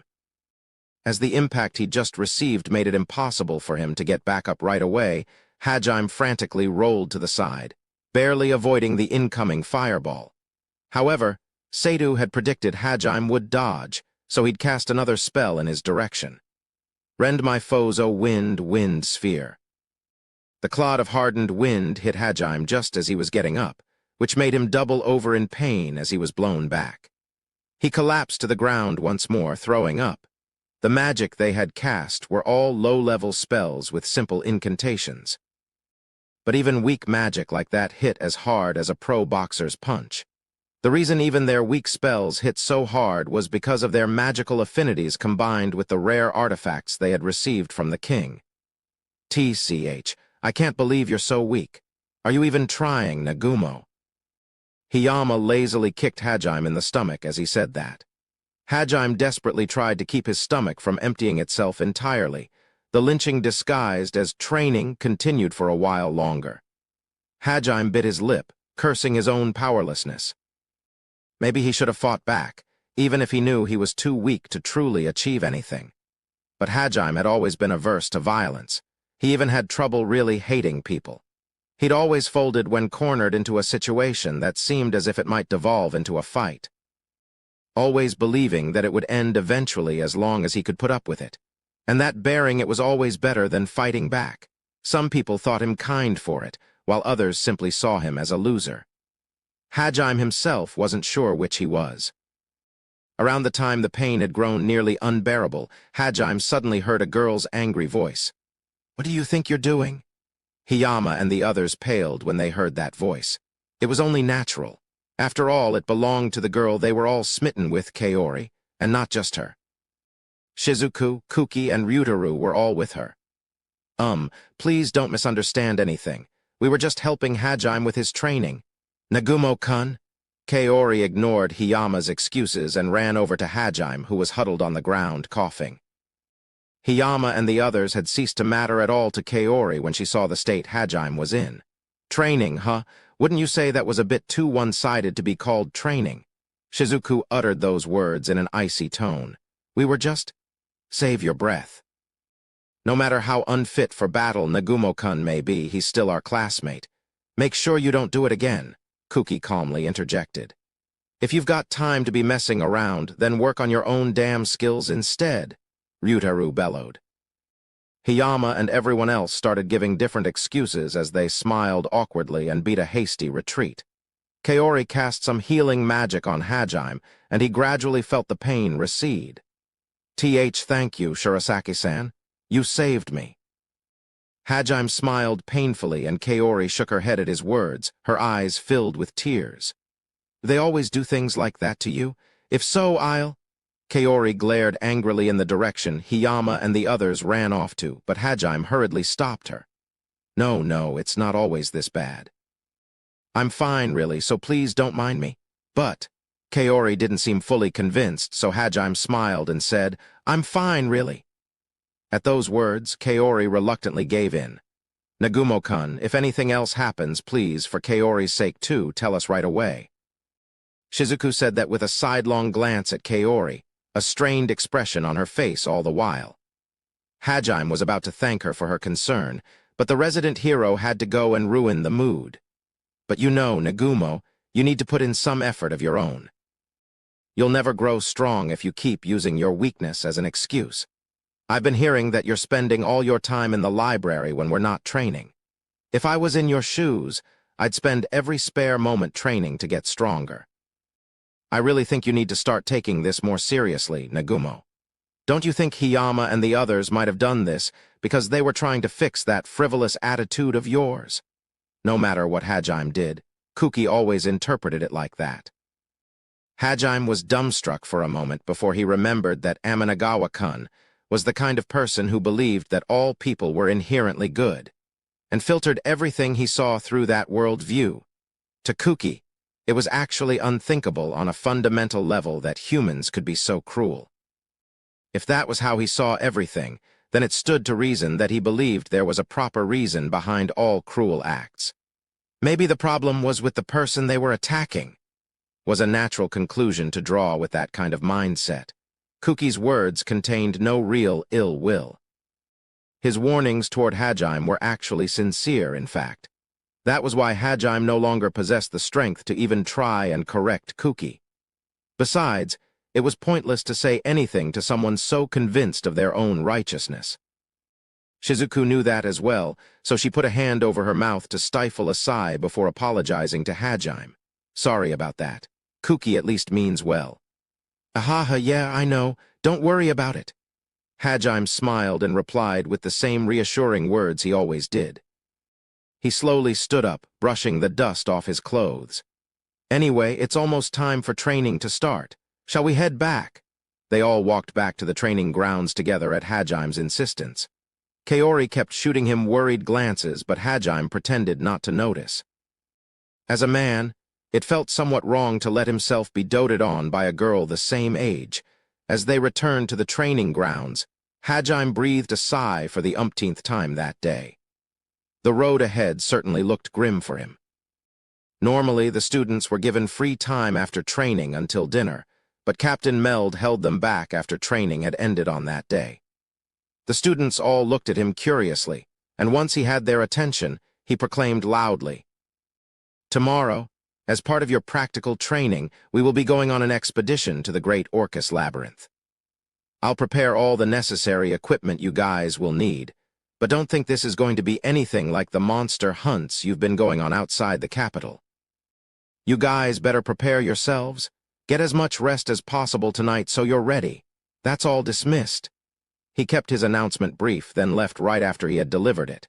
Hajime stood at the end of the line of chattering students and looked up at the sky. Very grim indeed. The Great Orcus Labyrinth. It was a massive dungeon said to span 100 floors. As it was one of the 7 great labyrinths, the deeper one went, the stronger the monsters they faced. Despite the dangers, it was a very popular training spot for adventurers, mercenaries, and new troops alike. The main reasons for that were because it was easy enough to measure the relative strength of the monsters one would have to face based on the floor they were on, and that the mana crystals contained within the monsters were of a higher quality than the ones harvested from monsters on the surface. A mana crystal was the core of a monster. It was what made a monster a monster. The more powerful a monster, the bigger and purer a mana crystal it held inside. Mana crystals were an important component in magic circles. A magic circle only needed to be drawn to be able to cast the spell inscribed within, but it would have reduced effectiveness without powdered mana crystals used in the engraving of the circle. In fact, it would only be 1/3 as powerful. Mana crystals allowed for more efficient transferal of mana, which was why they improved effectiveness so much. In addition, most commonplace magical tools used mana crystals as a power source. Because they were used by the common folk, and not just the military, mana crystals were always in rather high demand. However, monsters that possessed high-quality mana crystals were also capable of using powerful specialized magic. It was specialized because while they had large quantities of mana, monsters were incapable of using magic circles or chants, meaning that they could only ever use a single type of spell. Still, being able to unleash that spell without needing a magic circle or incantation was a powerful asset. It was the number one reason one could never let their guard down when fighting a monster. Hajime and the others arrived in the outpost town of Horod, together with Captain Meld and a few of his knights. It was a small town that primarily existed to service the adventurers who traveled there wishing to challenge the Great Orcus Labyrinth. As the labyrinth was also used as a training arena for new soldiers, the kingdom maintained a state-run inn at the town, which was where the students were all staying. Hajime was glad to see a normal room for once, and happily dived into his bed with a relieved sigh. Every other room had at least 2 people in it, but Hajime had one all for himself. "Wow, lucky me," Hajime muttered, somewhat disappointed. He did feel a little lonely being in a room alone. After all, tomorrow they would all enter the labyrinth. The plan was to go no further than floor 20, which according to Captain Meld was still high enough that the knights would be able to protect him. All Hajime could say in response were apologies for how much of a burden he was. He honestly would have preferred if they left him behind and went on by themselves. But he didn't have the courage to say that to Captain Meld, considering the atmosphere and all. Hajime started reading the picture book he had borrowed that described some of the monsters that inhabited the lower levels of the dungeon. After a while, however, he decided he would need as much rest as he could get, so he planted himself down in bed despite the early hour. The skills he'd developed in school to allow him to sleep in any situation still worked even in another world. But just as he was dozing off, he heard a knock on his door that broke him out of his stupor. Though he had mentioned it was still a little early, that had meant early for him, who was used to pulling back-to-back all-nighters. It was actually quite late for the people of Tortoise. Suspecting the unexpected late-night visitor might be Hiyama and the others, Hajime tensed up. However, his fears vanished when he heard the voice on the other side of the door. "Nagumo-kun, are you awake? It's me, Shirasaki. Can we talk for a bit?" "What on earth?" Hajime stiffened up for a second before hurriedly rushing over to the door. He quickly unbolted and opened his door. Standing on the other side was Kaori, wearing nothing but a cardigan over her pure white negligee. What in tarnation? "Huh?" Hajime was so shocked that he unintentionally slipped into an odd accent for a moment there. Kaori looked at him blankly, so she must not have heard him right. Hajime composed himself as best he could and asked what she wanted while trying to avoid looking at her as much as possible. As much of a 2D advocate as he might have been, Hajime was still a teenage boy. Kaori's appearance was a bit too stimulating for him. It's nothing. Anyway, what's up? Do you have a message for me or something?" "No. I was hoping we could talk for a bit, Nagumo-kun. But I guess I'm being a bother, aren't I? Come on in." Hajime asked what he thought was the most likely reason for Kaori's appearance, but she bluntly refused and gave a most unexpected reply. And she had asked him with such pleading puppy-dog eyes, too. The combination was super effective. Before he knew it, Hajime had already thrown the door wide and invited Kaori in. "Thanks." Kaori happily stepped inside without any hesitation, then sat down at the table by the window. Still somewhat confused, Hajime began reflexively brewing her some tea. Brewing might have been a bit of an overstatement, however, as it was just some crappy black tea he made by dumping some tea bags into a pot of water. He made enough tea for the both of them and offered Kaori a cup. Once the tea had been served, he sat down across from her. "Thank you." Despite the terrible quality of the tea, Kaori still accepted it graciously. She gently brought the cup to her lips, and the moonlight illuminated her figure as she did. Her black hair glowed faintly in the silver light, wreathing her in a halo. She looked almost like an angel. Hajime stared, captivated in a purely platonic manner by her mysterious aura. He finally returned to his senses after Kaori put the cup down with a clink. In an attempt to calm himself down, Hajime downed his cup of crappy black tea in one big gulp. He choked a little as the deluge of liquid poured down his throat. Well, that was rather embarrassing. Kaori chuckled as she saw him sputter. In order to distract himself from the embarrassment, Hajime quickly started talking. "So, what was it you wanted to talk to me about? The dungeon trip tomorrow?" Kaori nodded in affirmation, and her smile was replaced by an unbelievably grave expression. "I want you to stay here when we go to the labyrinth tomorrow. I'll convince the instructors and the rest of our classmates, so please don't go." Kaori grew more and more heated as she spoke, and by the end she was leaning forward into Hajime, pleading with him.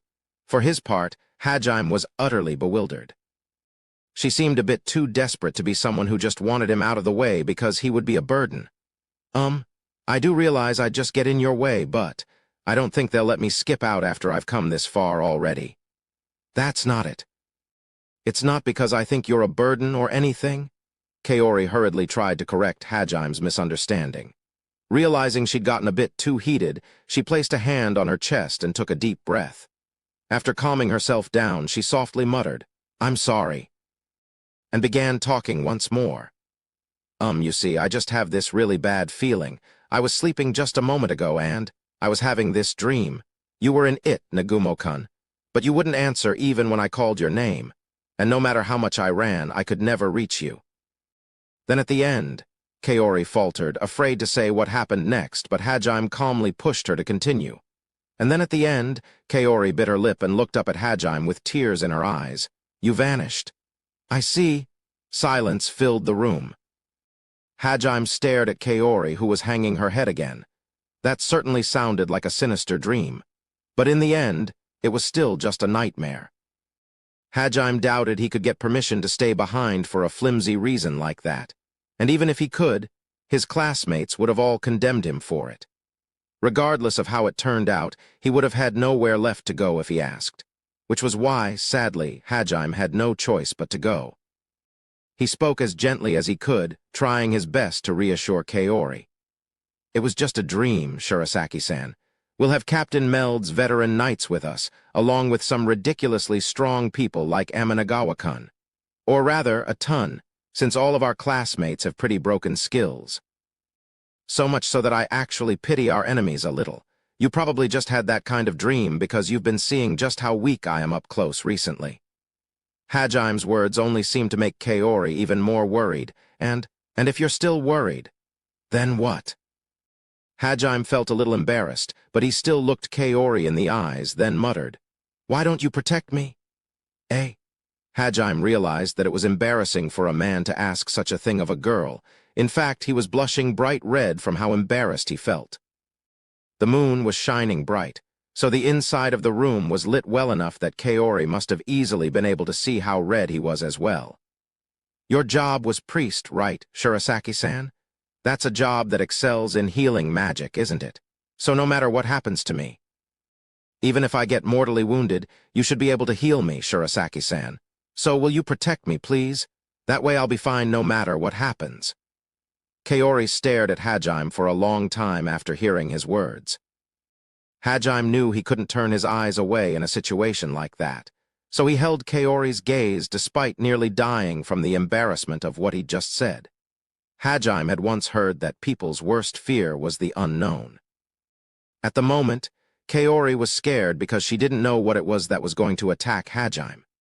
So even if it was just for her own peace of mind, Hajime wanted to give her the confidence that she could handle anything that came at him, regardless of what it was. Kaori and Hajime stared at each other for a few moments, but she finally broke the silence with a smile. "You never change, do you, Nagumo-kun?" "Huh?"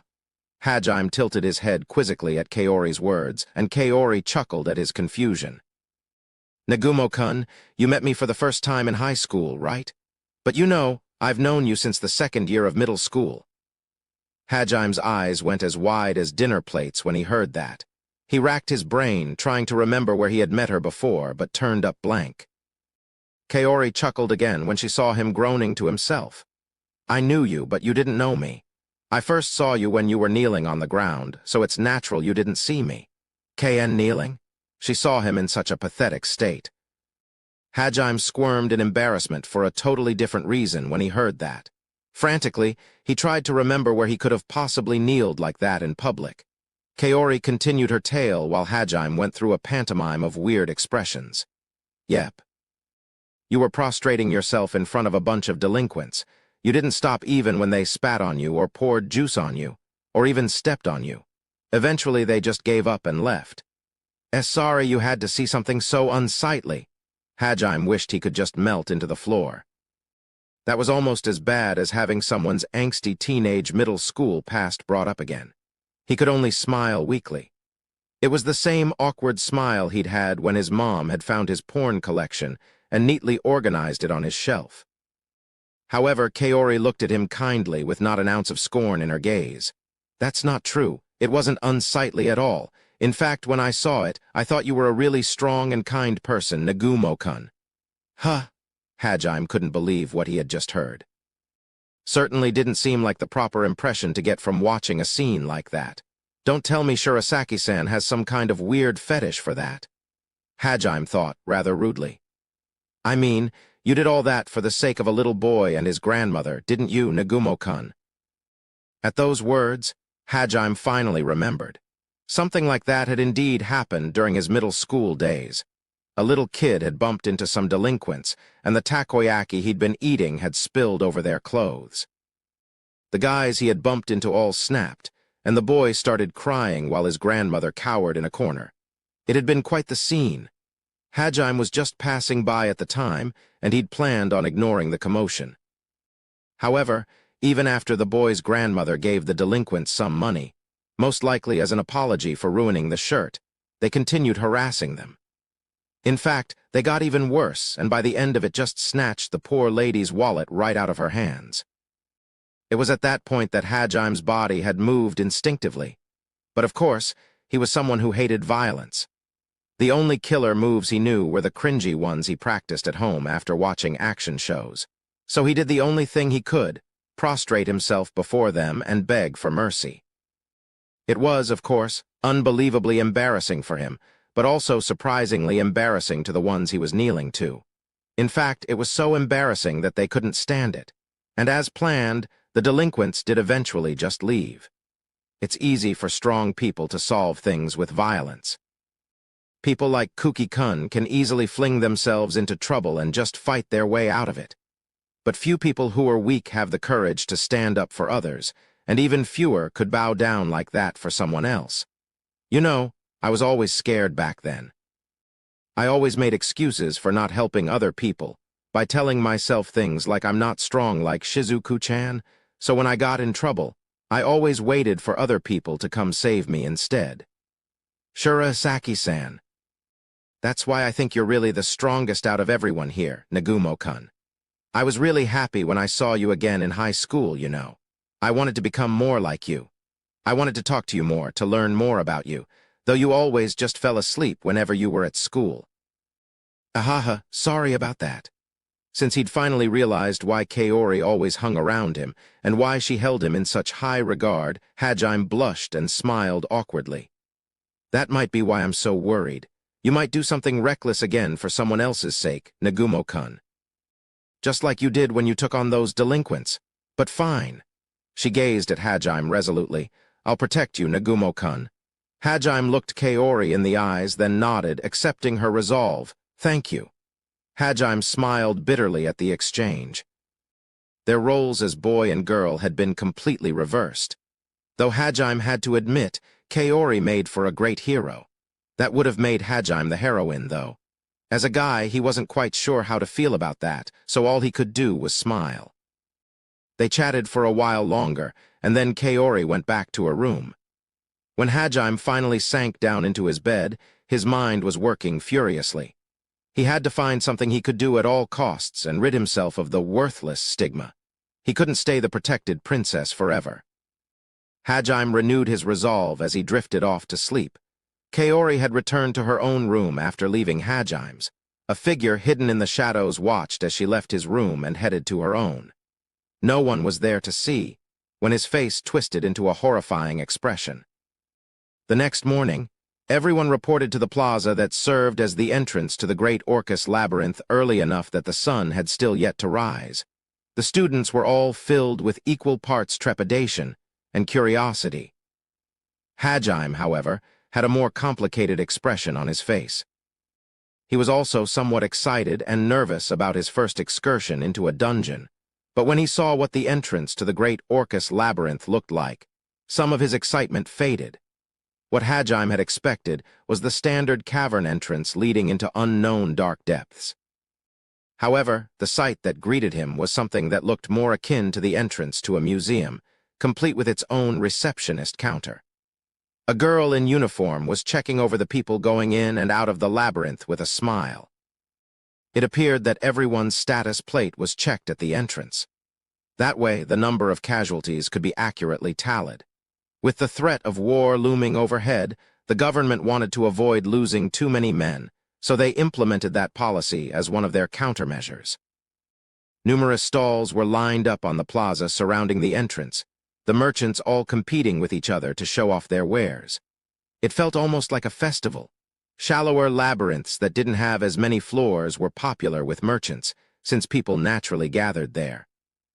The people present ranged from boisterous adventurers who talked big but quickly lost their lives in the labyrinth, to criminals who operated out of back alleys and other unsavory locations.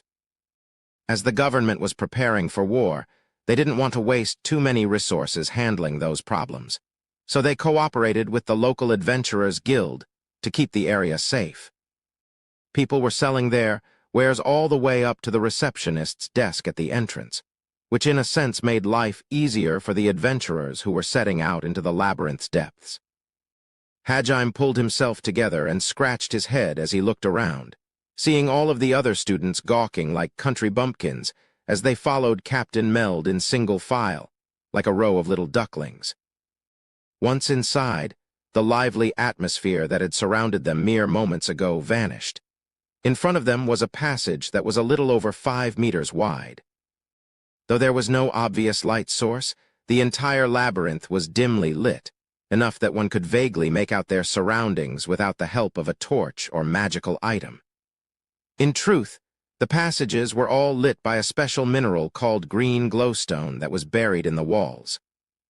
The entire Great Orcus labyrinth was actually an excavated vein of green glowstone ore. The party all filed into ranks and slowly advanced through the labyrinth. After a few uneventful minutes, the passage they were walking down opened up into a wide plaza. Towering 7 or 8 meters above them was a dome-shaped ceiling.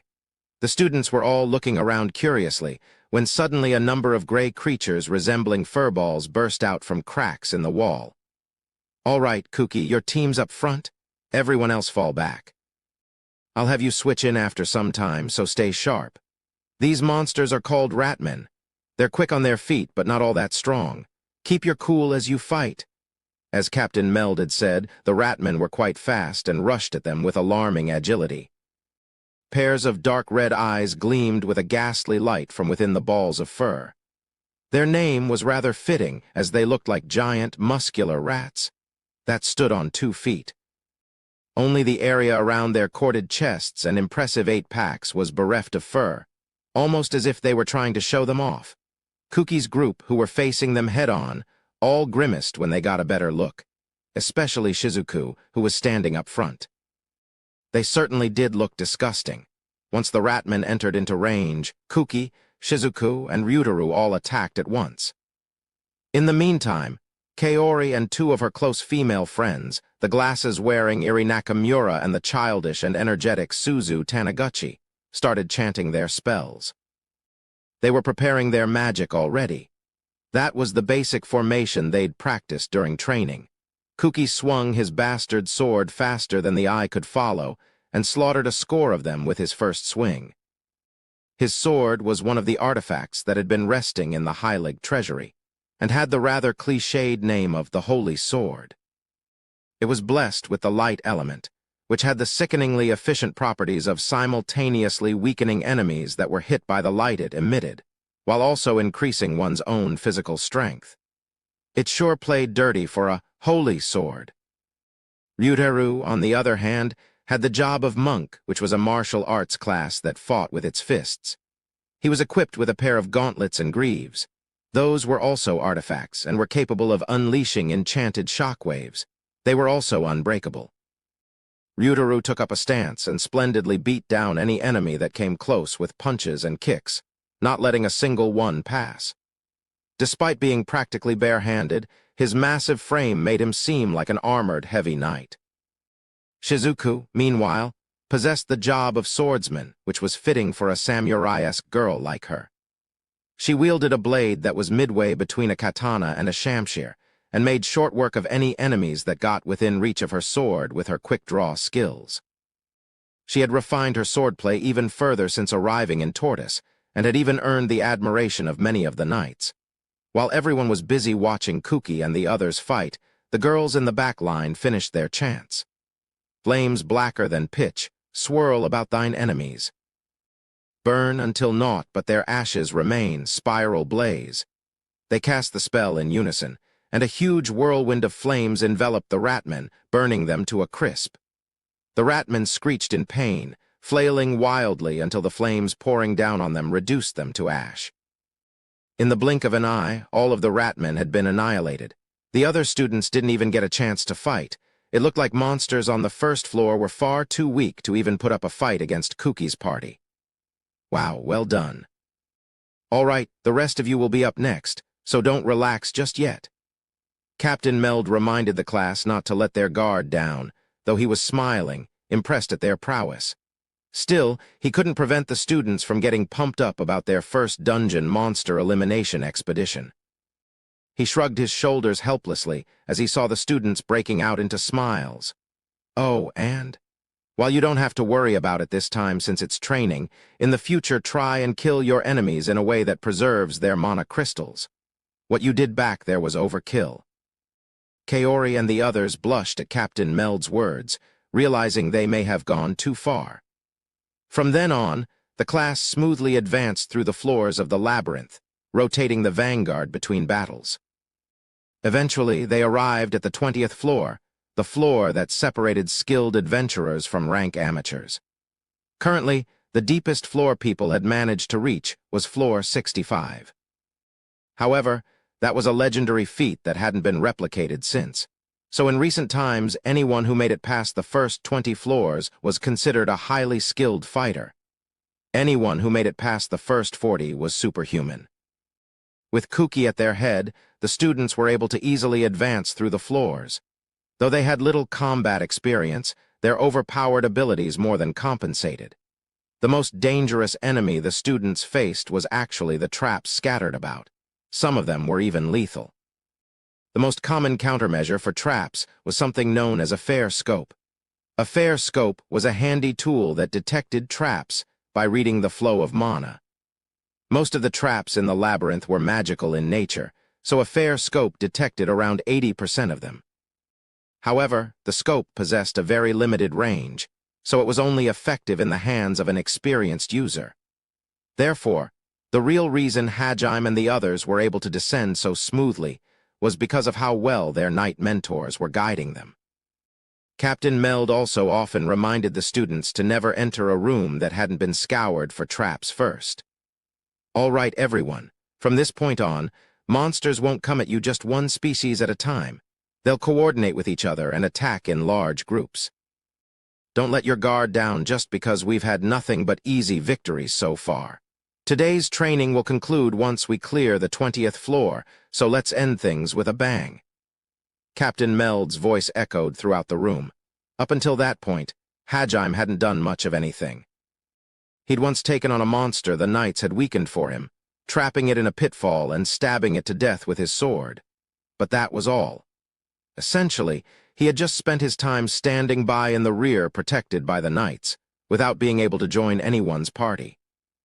It was honestly rather pathetic. However, using his skills in combat helped increase his magic stat, so it wasn't completely useless.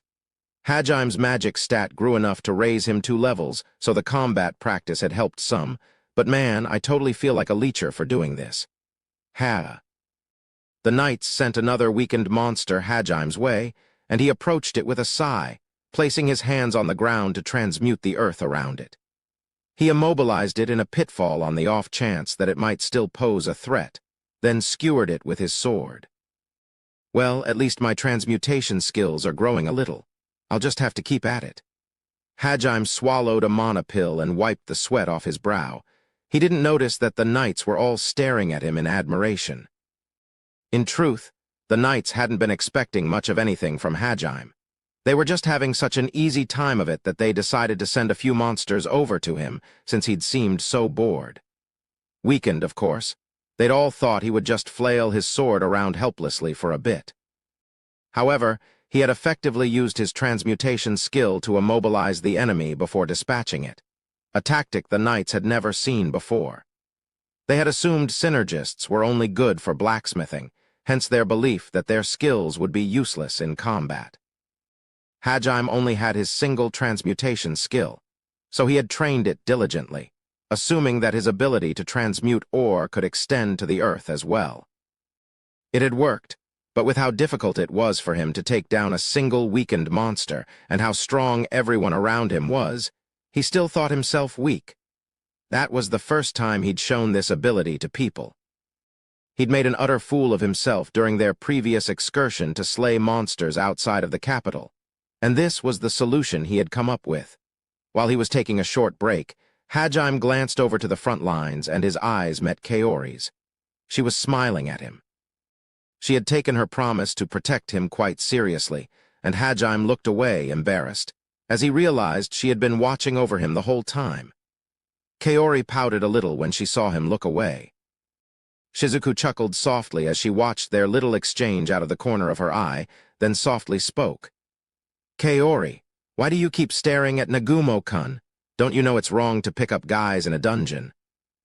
Shizuku said that in a teasing manner, but Kaori blushed and angrily rounded on Shizuku. "Oh, come on, Shizuku-chan. Could you please not say strange things like that? I was just wondering if Nagumo-kun was okay. That's basically you trying to pick him up then, isn't it?" Shizuku thought, but not wanting to make Kaori sulk, she decided to keep quiet.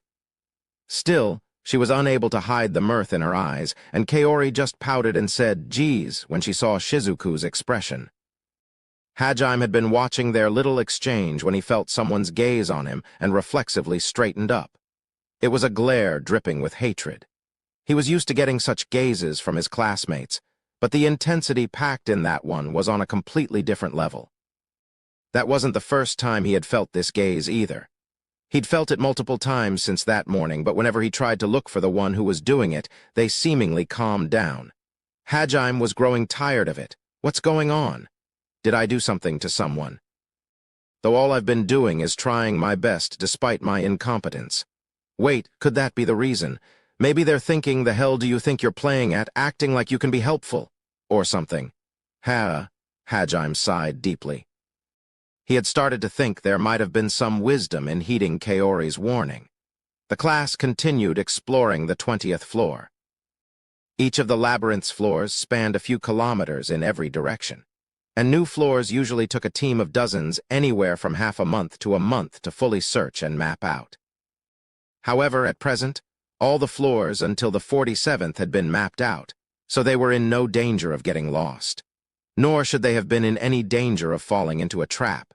The deepest room in the 20th floor was like a limestone cave, but made of ice. Icicles protruded from the walls, some of them melted, creating a complex topography. The stairs leading to the 21st floor was just past it.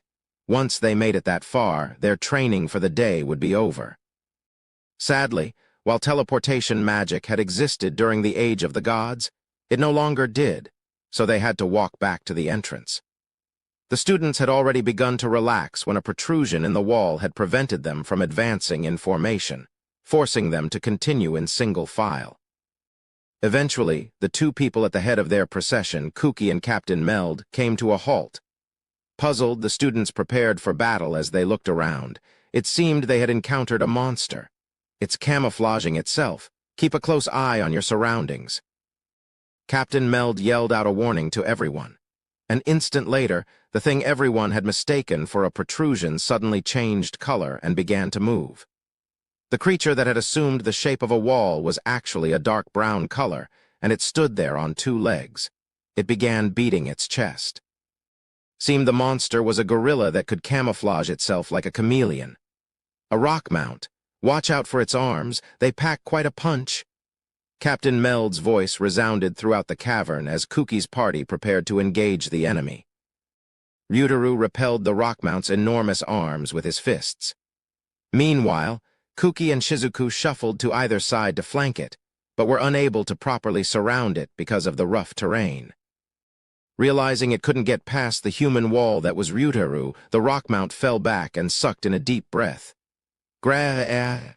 Seconds later, it looked back and roared so ferociously that the entire room shook. Kaya. Though the shockwave of sound that hit the students did no harm, it made everyone stiffen in fear. That was the magic rockmounts were capable of using. Intimidating roar. It was a mana-infused roar that could temporarily paralyze all who heard it. Kuki and the others, who took it head-on, found themselves unable to move an inch. They expected to be attacked while stunned, but the rockmount sidestepped past them, picked up a nearby boulder and hurled it at Kaori's group. And what a spectacular throw it was. It flew cleanly over the heads of the immobile front line and headed straight toward its intended target. They all pointed their magic circle-amplified staves at the boulder and prepared to intercept. There was no space to dodge. However, they stopped their chant midway, the sight of what was coming toward them shocking them into inaction. The boulder the rock mount had thrown was a second rock mount. It somersaulted in the air and spread its arms wide, heading straight for Kaori. The way it spread its arms out resembled the lupin dive. The resemblance was so uncanny that one almost expected it to scream, "Kaori-chan," as it hit her. It even had the bloodshot eyes and heavy breathing down pat. Kaori, Iri, and Suzu all screamed in terror and forgot to keep chanting. "Oi, what do you think you're doing in the middle of a fight?" Captain Meld swiftly cut down the rock mount that was diving toward the girls. They all quickly apologized, but that must have been quite the disgusting sight to see, as their faces were still pale. A certain someone completely snapped when he saw how rattled the girls were. Aminagawa Kuki, the class's resident self-styled hero of justice. "Bastard, how dare you hurt Kaori and the others? I won't forgive you." He must have mistakenly thought their paleness came from their close brush with death, and not how disgustingly creepy the rock mount had looked. How dare you frighten a girl like that? Kuki flew into a rage over that rather cliched reason. Pure white mana began leaking from his body, and almost as if in response, his holy sword began to glow. "Soar unto heaven, O divine wings, celestial flash." "No, stop, you idiot." Kuki ignored Captain Meld, raised his sword up high, and swung down with all his might. He finished chanting his spell the same instant, and his holy sword unleashed a dazzling blade of light. There was no escaping it. The curved light passed through the rock mount with only the slightest hint of resistance, cutting it cleanly in two, and stopped only after crashing into the wall. There was a loud rumbling, and pieces of the wall began to rain down. Kuki breathed a deep sigh, then turned to the girls, a lady killer smile on his face. He had defeated the big bad monster for them. Just as he was about to say, "It's okay now."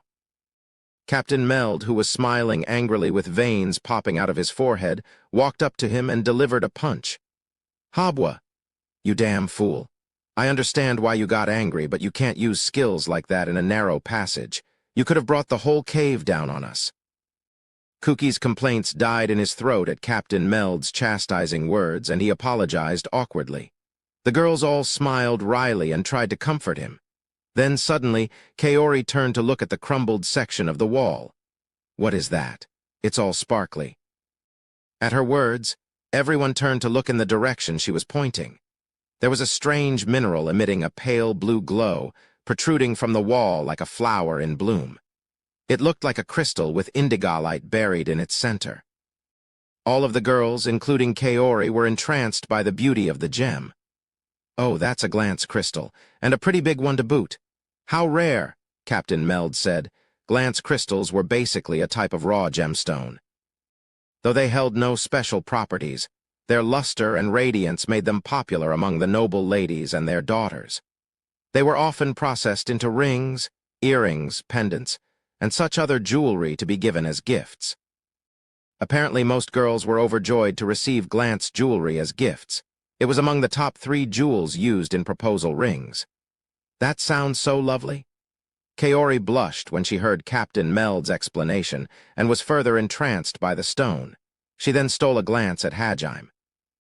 It was so quick that it almost went unnoticed. However, Shizuku and one other person most definitely did take note. "In that case, I'll go grab it for us."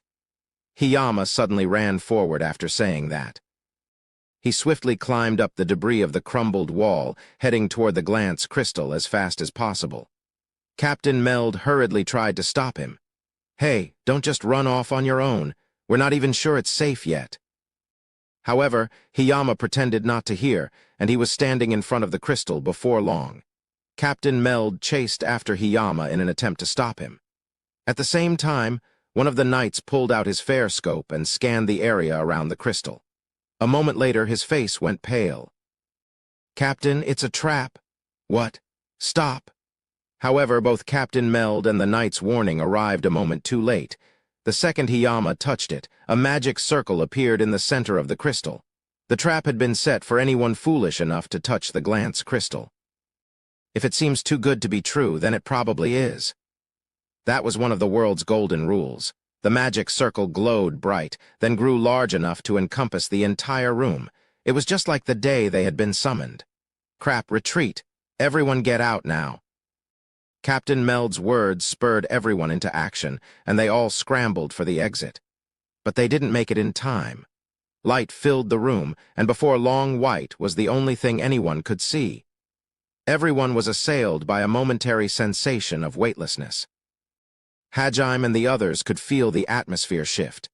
A moment later, they all fell to the ground with a thud. Hajime groaned in pain as he felt his aching butt, then looked around. Most of his other classmates were still on the ground, but Captain Meld and his knights, along with Kuki and the other vanguard fighters, were already on their feet, examining their surroundings. The magic circle from earlier must have contained a teleportation spell. Magic from the Age of the Gods was remarkable because it could easily do things that no modern-day mage could. Hajime and the others had been teleported onto a massive stone bridge. It was around 100 meters in length. The ceiling also towered a full 20 meters above them. Below the bridge was not a river, but instead a dark abyss with no visible end. The gaping chasm resembled the very pits of hell. Though the bridge was 10 meters wide, it had no railing at all, so if someone slipped, there would be nothing to catch their fall. Hajime and the others had been sent to the middle of the bridge. One side of the bridge was a passage heading further in, while stairs leading upward were at the other end. After confirming the situation, Captain Meld curtly barked out orders. "Everyone, get up and head for the stairs. Now." His voice boomed louder than thunder, and the students hurried to follow his orders. However, Labyrinth's traps were not so easy to escape. They would not be allowed to retreat so easily. New magic circles suddenly appeared on either side of the bridge, accompanied by a swirling torrent of dark red mana.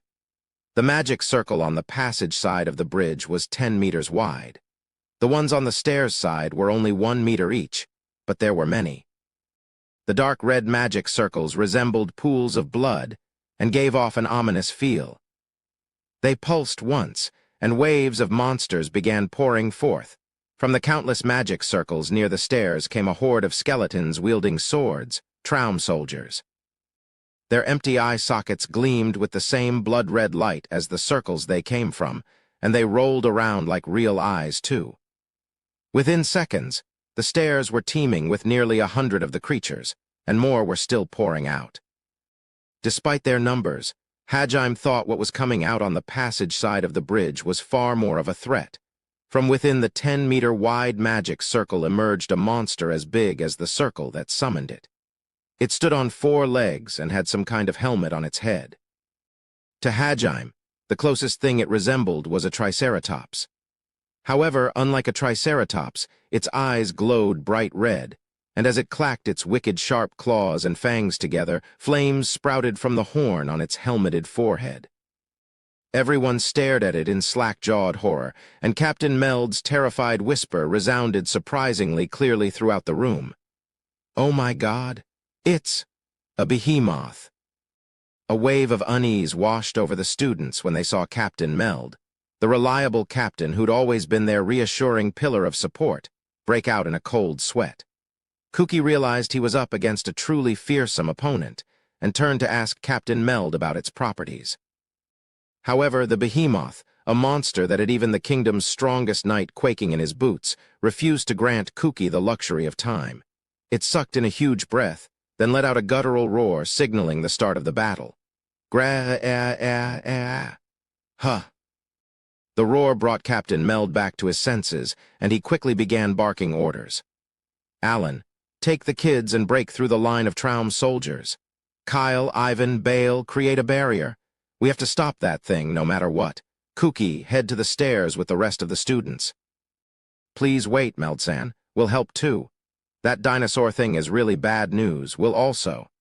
"Idiot. If that thing really is a behemoth, you kids don't stand a chance. It's a monster that shows up on the 65th floor.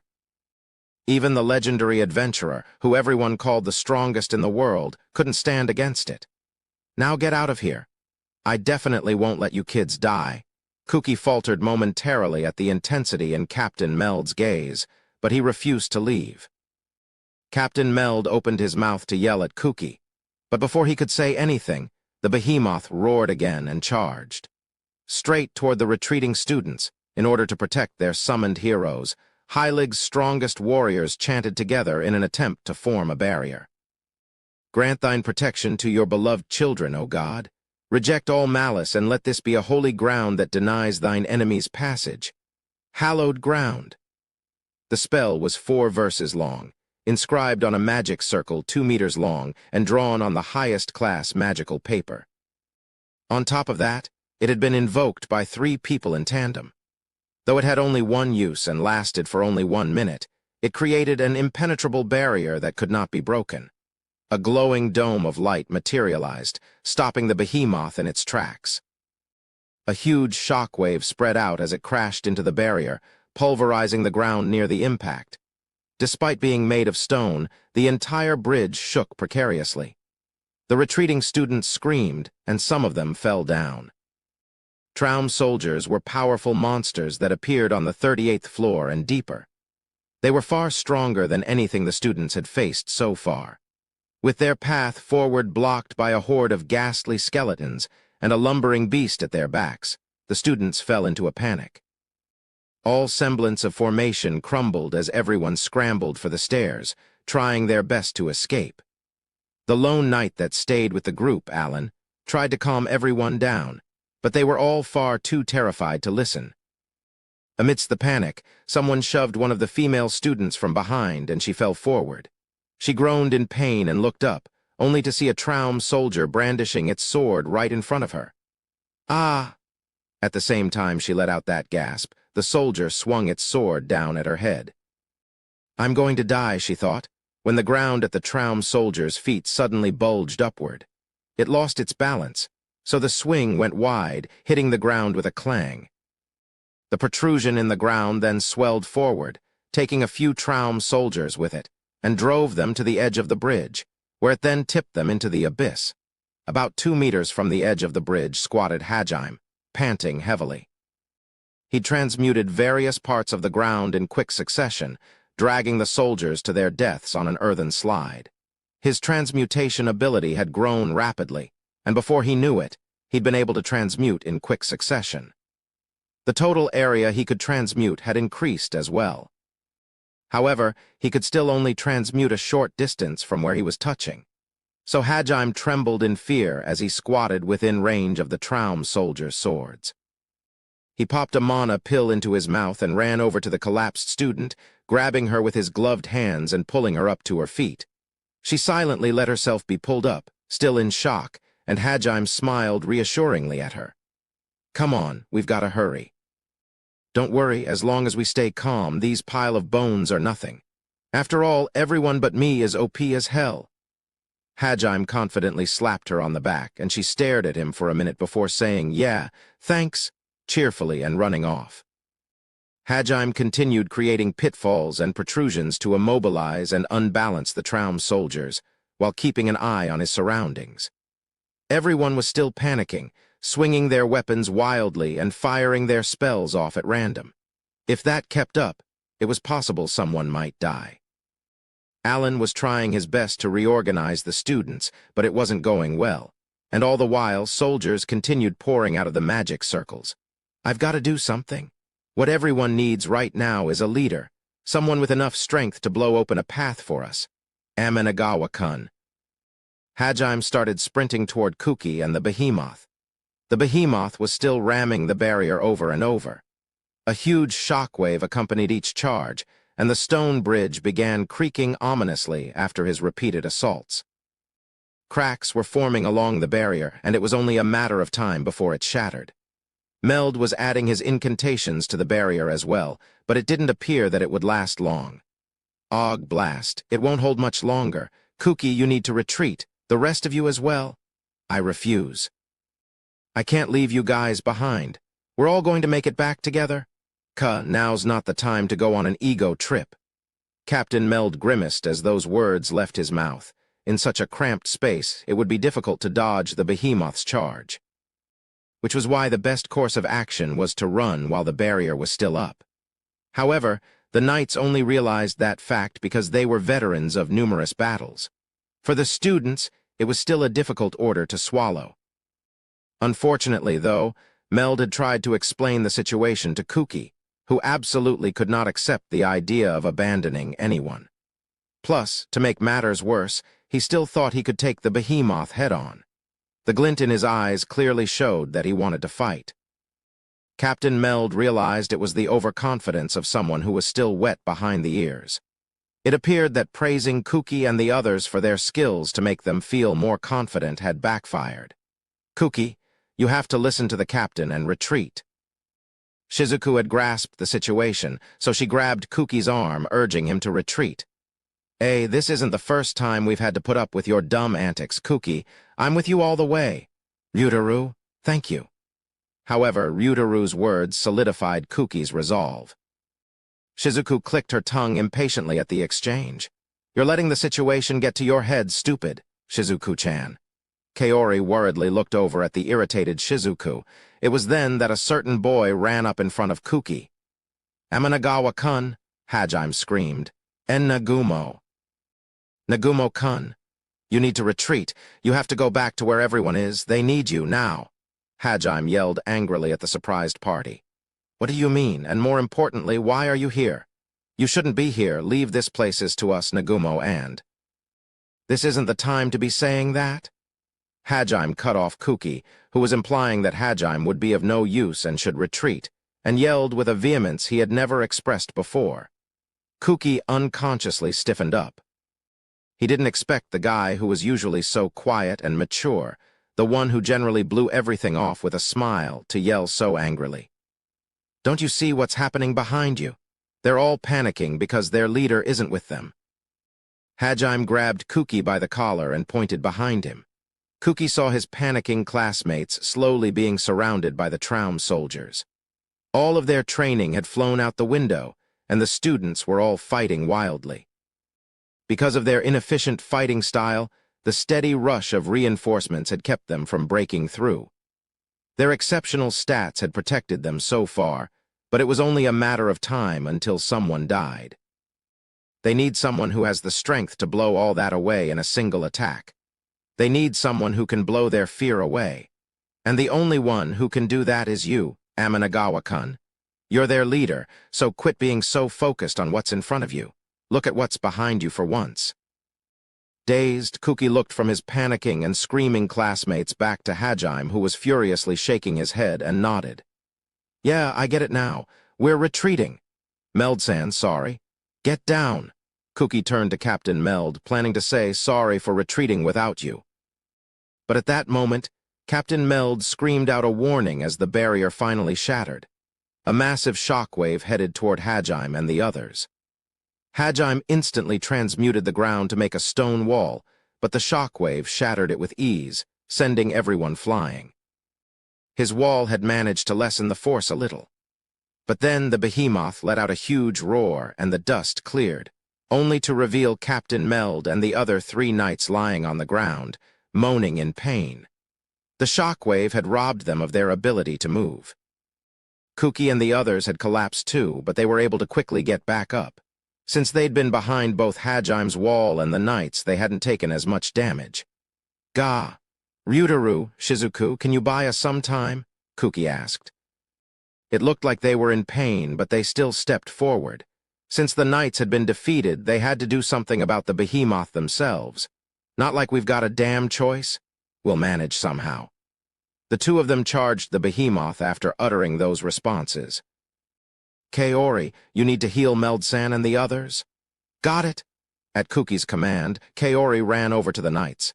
Hajime was already kneeling beside them. He created another stone barrier to keep the effects of the fight from reaching them. He doubted it would be of much use in the grand scheme of things, but reasoned that it was better than nothing. Meanwhile, Kuki began chanting the strongest spell he knew. "O Holy Spirit, bring ruin to all that is evil with thine divine light. By the breath of God, may these clouds of darkness be swept clear and the world bathed in sanctity. By the mercy of God, may this strike redeem the sins of man. Divine wrath, auroras of light poured out from the holy sword." The skill Kuki had used was of the same category as the celestial flash he'd unleashed earlier, but this one was far more powerful. The bridge creaked ominously as the rays of light gouged furrows through the stone while racing toward the behemoth. Ryutaru and Shizuku retreated the moment Kuki finished chanting. They were in bad shape and wouldn't have lasted much longer. Though it had been a scant few seconds, they'd suffered quite a bit of damage in fending off the behemoth. The bombardment of light crashed into the behemoth with a thunderous roar. It was covered in a coat of white as the light enveloped it. Cracks began appearing in the bridge. That should have been enough. Ha, ha, yeah, that had to have killed it, right? I'd like to think so, but... Ryutaru and Shizuku fell back to where Kuki was standing. He was panting hard after casting such a powerful spell. That last attack had been Kuki's ace in the hole. It had used up almost all of his remaining mana. Captain Meld stood up behind him, his wounds healed. Gradually, the light began to fade and the dust surrounding the behemoth cleared. And the behemoth didn't even have a scratch on it. It let out a low growl, and the dark red mana that was unique to monsters began pouring out of its body. The murderous glare it aimed at Kuki was so intense that Kuki felt he might die just looking at it. Then it raised its head high, and its horn began letting out a high-pitched buzz as it glowed red-hot. The red spread to the rest of its helmet until it seemed like its entire head was a glowing ball of magma. "Don't just stand there. Run!" Captain Meld's shout brought Kuki and the others back to their senses. Finally, over the shock that Kuki hadn't managed to even scratch it, they prepared to run. But it was at that moment the behemoth chose to charge. Before it reached Kuki, it leaped into the air and hurtled toward them, head down, like a burning meteor. They were able to leap to the side to avoid a direct hit, but the shock waves from the impact bowled Kuki and the others over. They rolled across the ground like toppled pins, and were covered in wounds from head to toe when they finally stopped.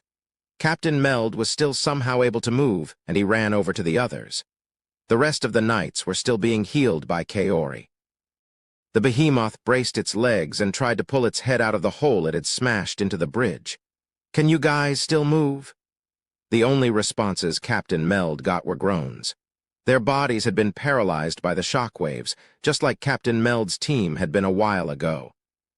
Their internal organs had taken quite a pounding, too. Captain Meld turned around to call Kaori over, but the words died in his throat when he saw Hajime running toward him. "Kid, get Kaori to help you carry Kuki out of here," Meld decided to ask Hajime instead. He asked Hajime to take Kuki and Kuki alone. In other words, his orders implied that it was impossible to save more than one person in this situation. Captain Meld bit his lips so hard it drew blood and grimly raised his shield, lamenting that he could not save everyone. Still, he resolved to give his life to stop the beast for as long as possible. However, instead of obeying, Hajime desperately yelled out an alternative plan. It was possibly the only way everyone would be able to escape with their lives. However, it was an insane, reckless plan with chances of success that were beyond slim. And to top it off, Hajime himself would have to play the most dangerous role. Captain Meld hesitated for a few precious seconds, which was enough time for the behemoth to get its head unstuck. Its helmet began glowing bright red once more. Meld was out of time. "Are you sure you can do it, kid?" "I am." Meld laughed and broke out into a grin when he saw the resolve in Hajime's gaze. "Never thought I'd trust my life to you of all people. I promise I won't leave you behind. So, don't let me down, kid." "Yes, sir." Captain Meld finished talking and walked up to the behemoth. He unleashed a weak spell at it, provoking its ire. It appeared that the behemoth had a tendency to focus on whatever was attacking it, which was why it had aimed for Kuki earlier. The spell did the trick, and the behemoth's gaze locked onto Captain Meld. It finished charging up its helmet, rushed forward, and jumped. Meld was planning on drawing its attention for as long as possible and got into an evasive stance as the behemoth hurtled toward him. He then whispered a short chant. "Be swept away, wind wall." Meld quickly jumped back after he chanted that spell. The behemoth smashed into the ground, pulverizing the spot Captain Meld had been standing on not even a second before. The shockwave and rubble were blown away by the wind wall, keeping Meld unharmed. With how imprecise the behemoth's attacks were, even a weak spell was enough to help avoid indirect damage. But if Meld had been forced to defend Kuki and the others, he would have been utterly crushed. While the behemoth was still stuck in the ground, Hajime jumped up onto it. The residual heat burned his skin as he landed. However, he ignored the pain as he gathered his sky-blue mana and chanted. He said no more than the name of the spell. It was, after all, the simplest, most basic magic. Transmute. The behemoth, which had been struggling to unstick its head from the ground, suddenly stopped moving. Because every time it tried to dislodge itself even a little, Hajime reformed the stone around it, keeping its head buried. It braced its legs, attempting to use the weight of its whole body to rip its head free, only to find that the ground around its legs had been transmuted as well. The behemoth's legs had sunk a full meter into the ground. And to make completely sure it wouldn't be able to break free, Hajime hardened the stone around them as well. Even then, the behemoth's strength was fearsome, and Hajime knew even a moment's lapse in concentration would allow the behemoth break free. It kept struggling, cracks continually forming in its stone prison, but Hajime continued to relentlessly transmute the ground to repair them, the end result being that the behemoth was unable to free its head. Were this not a matter of life and death, it would have looked rather comedic. In the meantime, Captain Meld gathered the recovered knights and Kaori together, and they began carrying Kuki and the others to safety. It seemed that some of the students had finally regained their composure, as they were working in tandem to push the Traum soldiers back. The one that had rallied them was actually the female student Hajime had saved earlier. Despite his weakness, he had still contributed greatly. "Wait, Nagumo-kun's still over there?" Kaori started arguing with Meld, who was trying to get everyone to retreat. "This is all a part of the kids' plan. We're going to break through the soldiers and set up a defensive line so the mages can bombard it with spells. Of course, that comes after he's out of our line of fire. Then he's going to run back to us while we keep the behemoth busy with a barrage of spells and we're all retreating together. Then I'll stay behind with him. No, you can't. Once we've made it to safety, you have to heal Kuki, Kaori." But Kaori's angry protests were cut short by Meld's next words. "What you're doing is nothing more than spitting on his resolve." Ah. After Captain Meld, the strongest member of their party was without a doubt Kuki. They would need every bit of firepower they could get to hold the behemoth at bay with just magic. Kuki's condition meant the difference between life and death for Hajime, which was why Kaori needed to be healing him the whole time while they retreated. The behemoth would be free the moment Hajime's mana ran out and he could no longer transmute. "O breath of life, grant succor to this injured soul, heaven's blessing." Kaori began chanting, tears in her eyes. Her artifact, a white staff, glowed faintly and wrapped Kuki in a gentle light. Heaven's Blessing was a high-level healing spell that restored mana on top of healing wounds. Captain Meld gripped Kaori's shoulders and nodded encouragingly to her. Kaori nodded back, then turned around to look at Hajime, who was still desperately transmuting the ground. Then she began retreating from the bridge, together with Captain Meld and the knights, who were carrying Ryutaru, Shizuku, and Kuki. The Traum soldiers were still increasing in number. There were more than 200 of them crowding the landing by that point. There were so many that a chunk of them had spilled over onto the bridge itself. However, that was actually a blessing in disguise. Had they spread themselves out properly, they would have easily been able to surround and then subsequently slaughter the students who charged through the ranks. After all, a good number of the students had done just that when the initial 100 had appeared. The only reason no one had died yet was because of the knights. It was only because of their excellent skills that were able to cover for the students' inexperience. However, because of how much it had taxed them to keep all the students safe, they were all covered in wounds. And so, with the knights' support flagging and the army of monsters only increasing, the students were slowly falling into a panic once more. They forgot all about using magic and swung their weapons blindly. In a few more minutes, they would have surely been annihilated. The students had realized the gravity of their own situation as well, and despair painted their faces. The girl Hajime had saved continued trying to coordinate her small knot of students, but they too were reaching their limits, and there were tears in her eyes. Everyone was on the verge of giving up when suddenly, celestial flash. A blade of pure light tore through the center of the Traum soldiers, obliterating the enemies in its path. The ones that weren't instantly destroyed were blown away by the force of the spell, and tumbled to their deaths in the depths below. A new wave of Traum soldiers rose to take their place, but for an instant, the students caught a glimpse of the stairs that led to their salvation. The hope that they had been unable to see even for a second no matter how hard they had fought.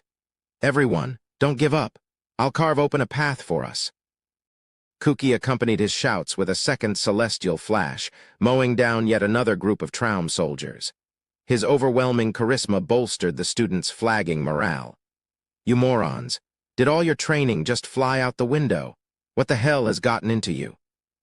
Get back in formation this instant?" The ever-reliable Captain Meld unleashed an attack that was arguably even more powerful than Kuki's celestial flash, annihilating another line of Traum soldiers. The students' depression was blown away as their pillar of support returned to assist them. The haze of panic was lifted from their eyes, and strength returned to their limbs. Though part of that was due to Kaori's magic. She had cast a mental focus spell. Normally, it would do no more than help someone relax a little, but its effect multiplied exponentially when combined with Kuki's morale-boosting speech. The healers began healing the injured, while the mages fell back and started chanting their most powerful spells. The vanguard got into a proper line and focused on defending the back line. Once healed, the knights returned to the fray as well, and the counterattack began in earnest. Everyone's overpowered skills and weapons hit the soldiers in waves, drowning them in a sea of attacks. They began destroying the soldiers faster than the magic circles could pour new ones out. Finally, a path to the stairs was secured. "Forward, men! We need to secure the landing." Kuki ran forward, leading the way. Ryutaru and Shizuku, who had both recovered somewhat, followed close behind him. Together, they cut through their enemies like a hot knife through butter. In moments, everyone had escaped the encirclement. The soldiers attempted to make a meat wall, or rather bone wall, and close off the path to the bridge again, but Kuki unleashed another spell to blow a hole open in their lines. His classmates all stared at him in confusion. That was only natural. After all, the stairs were in front of them, not behind. All of them were only thinking of escape at this point.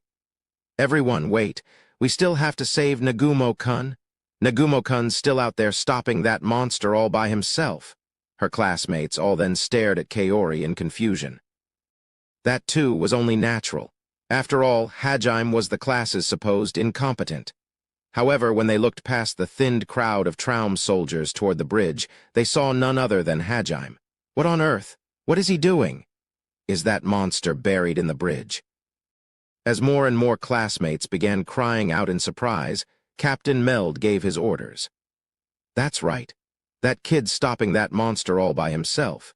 He's the only reason your sorry asses aren't skeleton fodder right now. Vanguard, advance. Don't let a single soldier past you. Rearguard, start preparing long-range spells. His magic won't last much longer. Once the kid's clear, start blasting away to keep it busy." His deep voice resonated through the room, and the students all refocused their attention. A few of their gazes lingered longingly on the stairs still. And who could blame them? They had been on the verge of death but moments ago. It was only natural they would wish for the safety of the floor above. However, Meld's "hurry up" got even the most reluctant students to finally turn around and return to the battlefield. Daisuke Hiyama was one of the last to follow.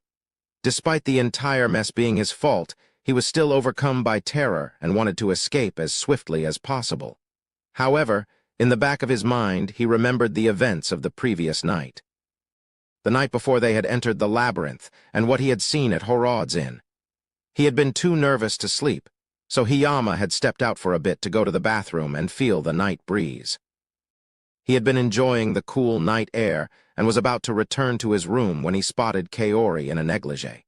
He had been so surprised by her sudden appearance that he had reflexively hidden himself in the shadows and held his breath. Kaori hadn't even noticed he was there as she passed by. His curiosity piqued. He'd followed Kaori and watched as she'd knocked on the door of a certain room. More specifically, Hajime's room. Hiyama's mind had gone blank when he saw Hajime answer the door. Hiyama, like most other guys, was completely infatuated with Kaori. However, he did not think himself worthy enough to stand beside her, and had decided that if his competition for her affections was someone like Kuki, who lived in a totally different world, he might as well give up. But Hajime was different. Hiyama couldn't understand why Kaori would want to be with someone that, at least in his mind, was even lower than him. If he's good enough, then why not me? His twisted mind actually believed that was a logical train of thought. His dissatisfaction with Hajime quickly gave way to hatred. The reason he had jumped at the opportunity to get the glance crystal was also because he wanted to impress Kaori. Hiyama remembered the events of that night as he watched Kaori gaze worriedly at Hajime, and a wicked grin formed on his lips as the beginnings of a plan took shape in his mind. Hajime's mana finally began to run out around the same time the students all turned back to the bridge, and he was all out of mana pills. He stole a quick glance back at the bridge and saw that everyone had safely managed to retreat. They had turned back around and were lining up to start firing their spells. The behemoth was still struggling against its restraints, but at that point, they would only last a few seconds without constant transmuting. He would have to get as far away as possible in that time. Sweat beaded down his forehead. His heart was pounding louder than it had in his entire life, and he was so nervous he was trembling. He was going to need impeccable timing to make it out alive. After cracks started appearing for the 10th time, he transmuted the ground once more and strengthened the behemoth's restraints for good measure. Then he jumped. A scant 5 seconds after Hajime had started running for his life, the ground behind him shattered, and the behemoth roared menacingly as it freed itself from its restraints. Hajime risked a glance back and saw pure rage in its eyes. It looked around wildly, searching for the one who had forced it into such an unsightly struggle, and quickly found Hajime. It roared again, angrily, bringing its head down and prepared to charge Hajime. However, before it could move, a barrage of spells slammed into it. It was like a bizarre meteor shower, where each meteor was a different color. The various spells didn't do any damage to the behemoth, but they definitely slowed it down. I can do this, Hajime thought and sprinted forward, his head bowed low. Despite the procession of spells flying inches above him, Hajime wasn't afraid. He was certain his cheat-level classmates wouldn't miss. Within a few seconds, he was already more than 30 meters away from the behemoth. He unconsciously broke out into a smile. An instant later, however, that smile froze in place. Among the multitude of spells flying at the behemoth, one of them had a slightly lower trajectory, and it was heading straight for Hajime. Someone had clearly aimed their attack right at him, but why? A moment of surprised confusion passed through his mind. He quickly braced his legs in an attempt to stop, so the fireball merely exploded inches in front of his face. The shockwaves blasted him back toward the behemoth. He had avoided a direct hit and suffered no lasting damage, but his semicircular canals had been thrown into disarray, and he completely lost his balance. Hajime staggered to his feet, trying to put as much space between him and the behemoth as possible, but the behemoth was tired of being bombarded. Right after Hajime managed to find his bearings, it let out another roar. He glanced back and saw it gathering its dark red mana for the 3rd time as it finished heating its helmet. It was glaring squarely at him. It then used its heated helmet as a shield against the spell barrage and charged at Hajime. He was still somewhat disoriented, his vision still blurry, so he could only hear the behemoth closing in behind him and his classmates screaming and yelling ahead of him. Hajime gathered the last remaining dregs of his strength and jumped to the side. A second later, the behemoth smashed into the ground, using all of its hate and rage to fuel its attack. The entire bridge shook as it fell. Massive cracks spread out from the point of impact. The bridge groaned in protest one last time before collapsing entirely. The repeated attacks had finally driven it past the point of endurance. The behemoth roared angrily as it desperately tried to find purchase on the crumbling bridge with its nails. However, everywhere it latched onto crumbled as well, and after a final, fruitless struggle, it fell to the depths of hell. Its final screams echoed throughout the chamber. Hajime, too, crawled desperately across the collapsing bridge, trying to find somewhere to grab, but all of his handholds crumbled away just as quickly. "Ah, I'm not gonna make it." He muttered those words inside his head as he gave up. Looking over to his classmates one last time, he saw Kaori desperately trying to run over to him, while Shizuku and Kuki had both of her arms and were holding her back. His other classmates were all pale as well, covering their eyes or mouth with their hands as they watched. Captain Meld and the other knights all watched with painful expressions on their faces as they saw Hajime fall. Finally, the entire bridge fell away, and Hajime plummeted down to the depths of hell, face staring blankly up at the sky, his outstretched hand grasping uselessly at the fading light. Listening to the screams of the behemoth that grew fainter and fainter, listening to the bridge crumble away into nothingness. And then, all too soon, Hajime was swallowed up into the darkness along with the last of the rubble. Time itself seemed to slow down as Kaori watched Hajime fall to the depths of the earth, despair evident in her eyes. The conversation she had last night with Hajime played back in her mind over and over. They had talked under the moonlight, drinking Hajime's subpar excuse for black tea. That was the first time she had ever had such a leisurely conversation. She remembered the nightmare that had prompted her visit, and how surprised Hajime had looked when she'd suddenly showed up in front of his room. He had even taken her silly dream so seriously. And before she'd realized it, her fears had vanished, and they had been talking happily about anything and everything. She had returned to her room on cloud 9, until she remembered she had visited him in a rather daring outfit, and squirmed with embarrassment. Then seconds later she felt a little depressed, thinking she must not have much charm since Hajime hadn't reacted to her appearance in the least. And then, she also remembered how she'd tried to forget the whole thing had ever happened when she saw Shizuku's exasperated expression. But most importantly, she remembered the promise she made with Hajime that night, the promise to protect him, the promise Hajime had suggested to ease Kaori's fears. She repeated that promise in her head over and over and over again as she watched Hajime get swallowed up by the murky abyss. She heard a faint, distant scream and then realized it was her own before returning to her senses. Her face twisted in anguish as the reality of what happened hit her again. "Let me go. I have to go to Nagumo-kun. I promised him. I promised I'd protect him. Let me go." Shizuku and Kuki struggled to restrain Kaori, who looked about ready to jump into the chasm herself. She struggled more fiercely than anyone would have thought possible given that slender frame of hers. If that kept up, Kaori would end up hurting herself. However, they definitely couldn't afford to let go either. If they did, she would most certainly jump off the cliff without hesitation. She was already beyond any sense of rationality. Grief had completely overtaken her mind. "Kaori, stop, Kaori." It was precisely because she understood how Kaori felt that Shizuku was unable to find any words to comfort her friend. All she could do was keep calling her name. "Kaori, there's no point in throwing your life away, too. Nagumo is already beyond help. Calm down, you'll hurt yourself at this rate." Those were the best words that came to Kuki's mind.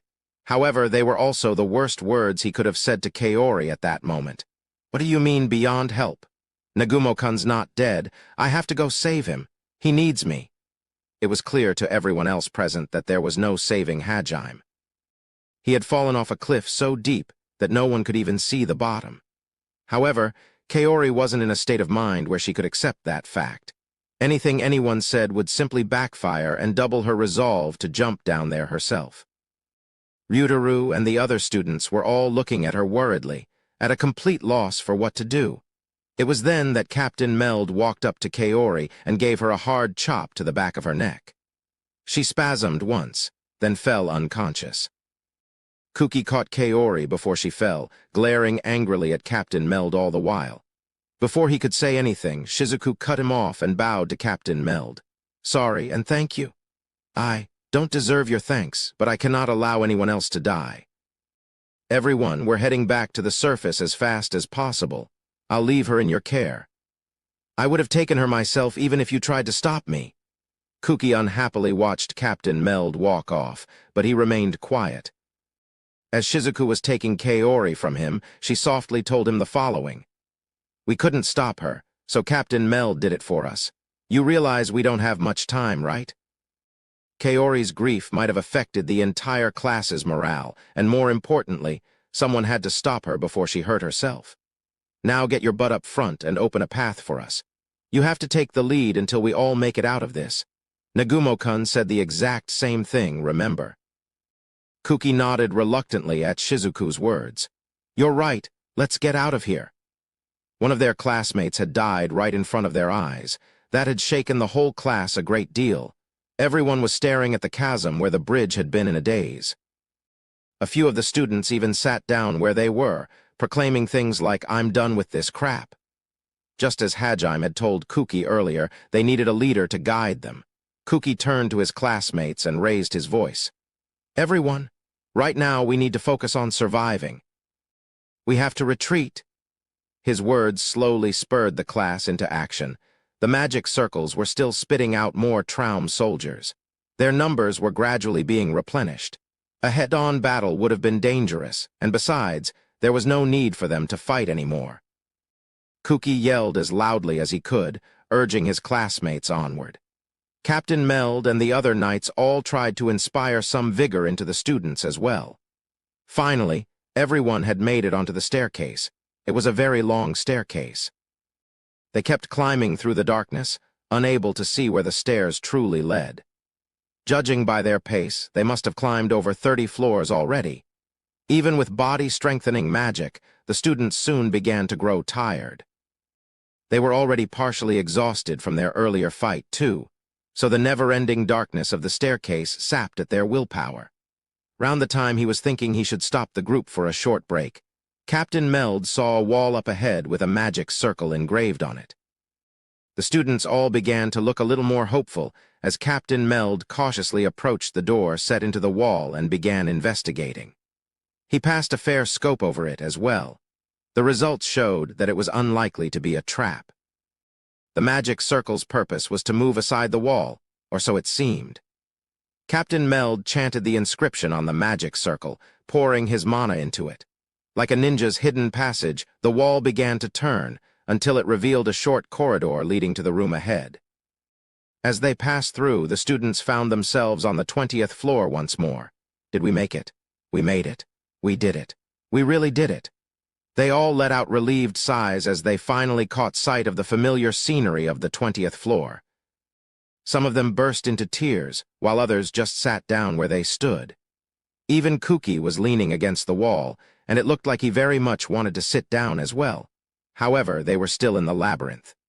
Even if this was a floor higher up, monsters could still appear any time. As such, they had to escape the labyrinth proper before they could fully relax. Captain Meld buried his sympathy somewhere deep inside and yelled at the students to get back up, his face now a commander's mask. Hey, you louts, quit laying around. If you relax here, then you'll be dead before you make it out. Now get into formation, avoid combat as much as possible, and take the quickest route back up. Come on, we've only got a little ways to go. Some of the students tried to complain about how he could let them take a short break at least, but his pointed stare cut them short. The group reluctantly staggered back to their feet. Kuki hid his own exhaustion and took up the lead again. The knights did most of the fighting in the few battles they couldn't avoid, and the party took the shortest route they could back to the surface. Until finally, the nostalgic sight of the main gate and receptionist's desk became visible. Though it hadn't even been a full day since they had entered, many of the students felt as if it had been ages since they last laid eyes on it. The students all felt relief wash over them as they stepped outside. Some of them just sprawled out on the ground, spread eagle right outside the gate. Most of them were just glad they made it back in one piece. However, some of the students like Shizuku, who was still carrying an unconscious Kaori, Kuki, Ryutaru, who was staring worriedly at them both, Iri, Suzu, and the girl Hajime had saved all had glum expressions. The receptionist's gaze lingered on those students for a while, until Captain Meld went up to her to give his report. The trap they had discovered on the 20th floor was exceedingly dangerous. Though the bridge had been destroyed, it was possible the trap was still functioning, so it needed to be reported, along with the fact that Hajime had died. Captain Meld struggled to keep the pain off his face, but he was unable to repress the sigh that slipped through. None of the students felt like exploring Horod, so they all returned to the inn. Some of them chatted with each other, but most of them just went straight to sleep, burned out by the events of the day. Only Daisuke Hiyama left the inn, found an inconspicuous corner of town, and squatted down, hugging his knees. He buried his face into his legs and sat there unmoving. Had any of his classmates picked that time to pass by, they would have thought he was simply depressed. However, the truth was, Hey, he. It was all his fault, because that damn loser, G, got cocky. It was divine punishment. I didn't do anything wrong. It was all for Shirasaki's sake. Now she doesn't have to waste time with that loser. I didn't do anything wrong. Heh. He cackled evilly as he justified his actions to himself. Indeed, it was Hiyama who had unleashed that errant fireball at Hajime. Back when Hajime had been running to the staircase, Hiyama had still been undecided on what to do. But then he had caught sight of Kaori gazing at Hajime, and it felt as if a devil had whispered in his ears. No one would notice if you killed him right now. And so, Hiyama had sold his soul to that devil. He had timed it perfectly, making sure no one would notice, and hurled his fireball at Hajime. It would have been impossible to realize that it was his fireball specifically amidst that storm of spells, and Hiyama's particular affinity was with wind magic. There would be no proof he altered his trajectory, and no one would even notice. Hiyama kept trying to convince himself he was safe while grinning gleefully to himself. However, it was at that moment that he heard a voice behind him. I should have known it was you. To think the first murderer I'd meet in another world would be my classmate. You're pretty rotten, you know that? Who are you? Hiyama turned around in a panic. The person standing behind him was a classmate of his. More importantly, it was someone he recognized. What are you doing here? That's hardly what's important right now. So, how does it feel? To be a murderer? To remove your love rival permanently by killing him in the confusion of our escape. The figure snickered, as if watching a particularly funny comedy. Hiyama knew he wasn't really one to talk as he'd committed the murder, but it was amazing how unfazed his classmate was at the death of another person. Until just moments ago, the person had seemed just as exhausted and shocked as his other classmates, but there was not even a trace of that any longer. So this is what you're really like, Hiyama muttered, utterly dumbfounded. The shade sneered haughtily at Hiyama. What I'm really like. Please, there's no need to make such a big deal out of it. Everyone masks their true selves somehow, but we're getting off topic here. What do you think would happen if everyone found out? What would she think of you? Wah, and no one would believe you. You don't have any proof. You're right, I don't. But everyone trusts me, so they'd still believe me, especially if I'm accusing you who caused this whole disaster in the first place. Hiyama suddenly found himself cornered. His adversary was just teasing him at that point, playing with an already trapped rat. No one would have imagined this hidden side of their classmate, so they would never have sided with Hiyama. It would have been far more believable if someone had just told Hiyama that the person standing in front of him had multiple personalities. The sadistic expression he saw looking down at him sent shivers down Hiyama's spine. What do you want with me? Now, don't be like that. You're making it sound like I'm blackmailing you. I actually don't want anything from you right this minute. I guess if I had to say, I'd like for you to become like my hands and feet. Why, you can't mean? Hiyama was practically being asked to become a slave, so he naturally hesitated to agree. He wanted to refuse, of course, but he knew if he did that the figure in front of him would tell everyone Hiyama had killed Hajime in cold blood. Trapped between two unacceptable choices, Hiyama slowly began thinking, someday I'll kill you too. However, it appeared his adversary had anticipated even that and tempted him with the one thing Hiyama couldn't resist, Don't you want to make Kaori Shirasaki yours? Huh? Whatever, do you? His dark thoughts vanished in an instant, and Hiyama stared in slack-jawed shock. The figure grinned wickedly, then continued pouring out honeyed words. If you swear your loyalty to me, I'll give her to you. I had originally planned to give Nagumo-kun this offer, but, well, you killed him, didn't you? Though I guess you're more suited for these tasks than he is, so all's well that ends well. What are you after? What's your end game? Hiyama's words were frantic as he still couldn't grasp the situation. Fufu, my goals have nothing to do with you. Let me just say there's something I want. So, what will it be? He'd been made a fool of the whole time, and Hiyama couldn't stand that, but his fear at his classmate's sudden transformation greatly eclipsed his vexation. And either way, he realized he didn't really have a choice, so he nodded, resigned to his fate. I'll listen to you. Ahahaha, perfect. Truth be told, I really didn't want to incriminate my fellow classmate. Well, let's get along now, Mr. Murderer. Ahahaha. The blackmailer spun around and headed back to the inn, laughing heartily. Hiyama watched as his living nightmare walked away, then softly muttered. Damn it. No matter how much Hiyama wanted to forget it, to pretend it didn't happen, the memory of what he'd done refused to leave him. And the same could be said for the sight of Kaori's face when she had seen Hajime fall. Her expression had shown her feelings more clearly than any words ever could. Once his tired classmates had rested up, they too would calm down a little, and the reality of Hajime's death would hit them. And then, they too would realize Kaori's feelings. That she had hung around Hajime out of more than just goodwill. Once they realized how hard it had hit Kaori, they would focus their anger on the cause of it. On the person who'd carelessly ensnared them in that trap. Hiyama would have to tread very lightly. Or else he would lose his place among them. He knew he had already crossed a line, so there was no stopping now. So long as he followed his classmates' orders, a future he had thought no longer possible, a future where he made Kaori his own, might still exist. Heh, it'll be all right. Everything will work out. I didn't do anything wrong. He buried his face in his knees once more, then went back to muttering. This time, no one interrupted him. Chapter 2.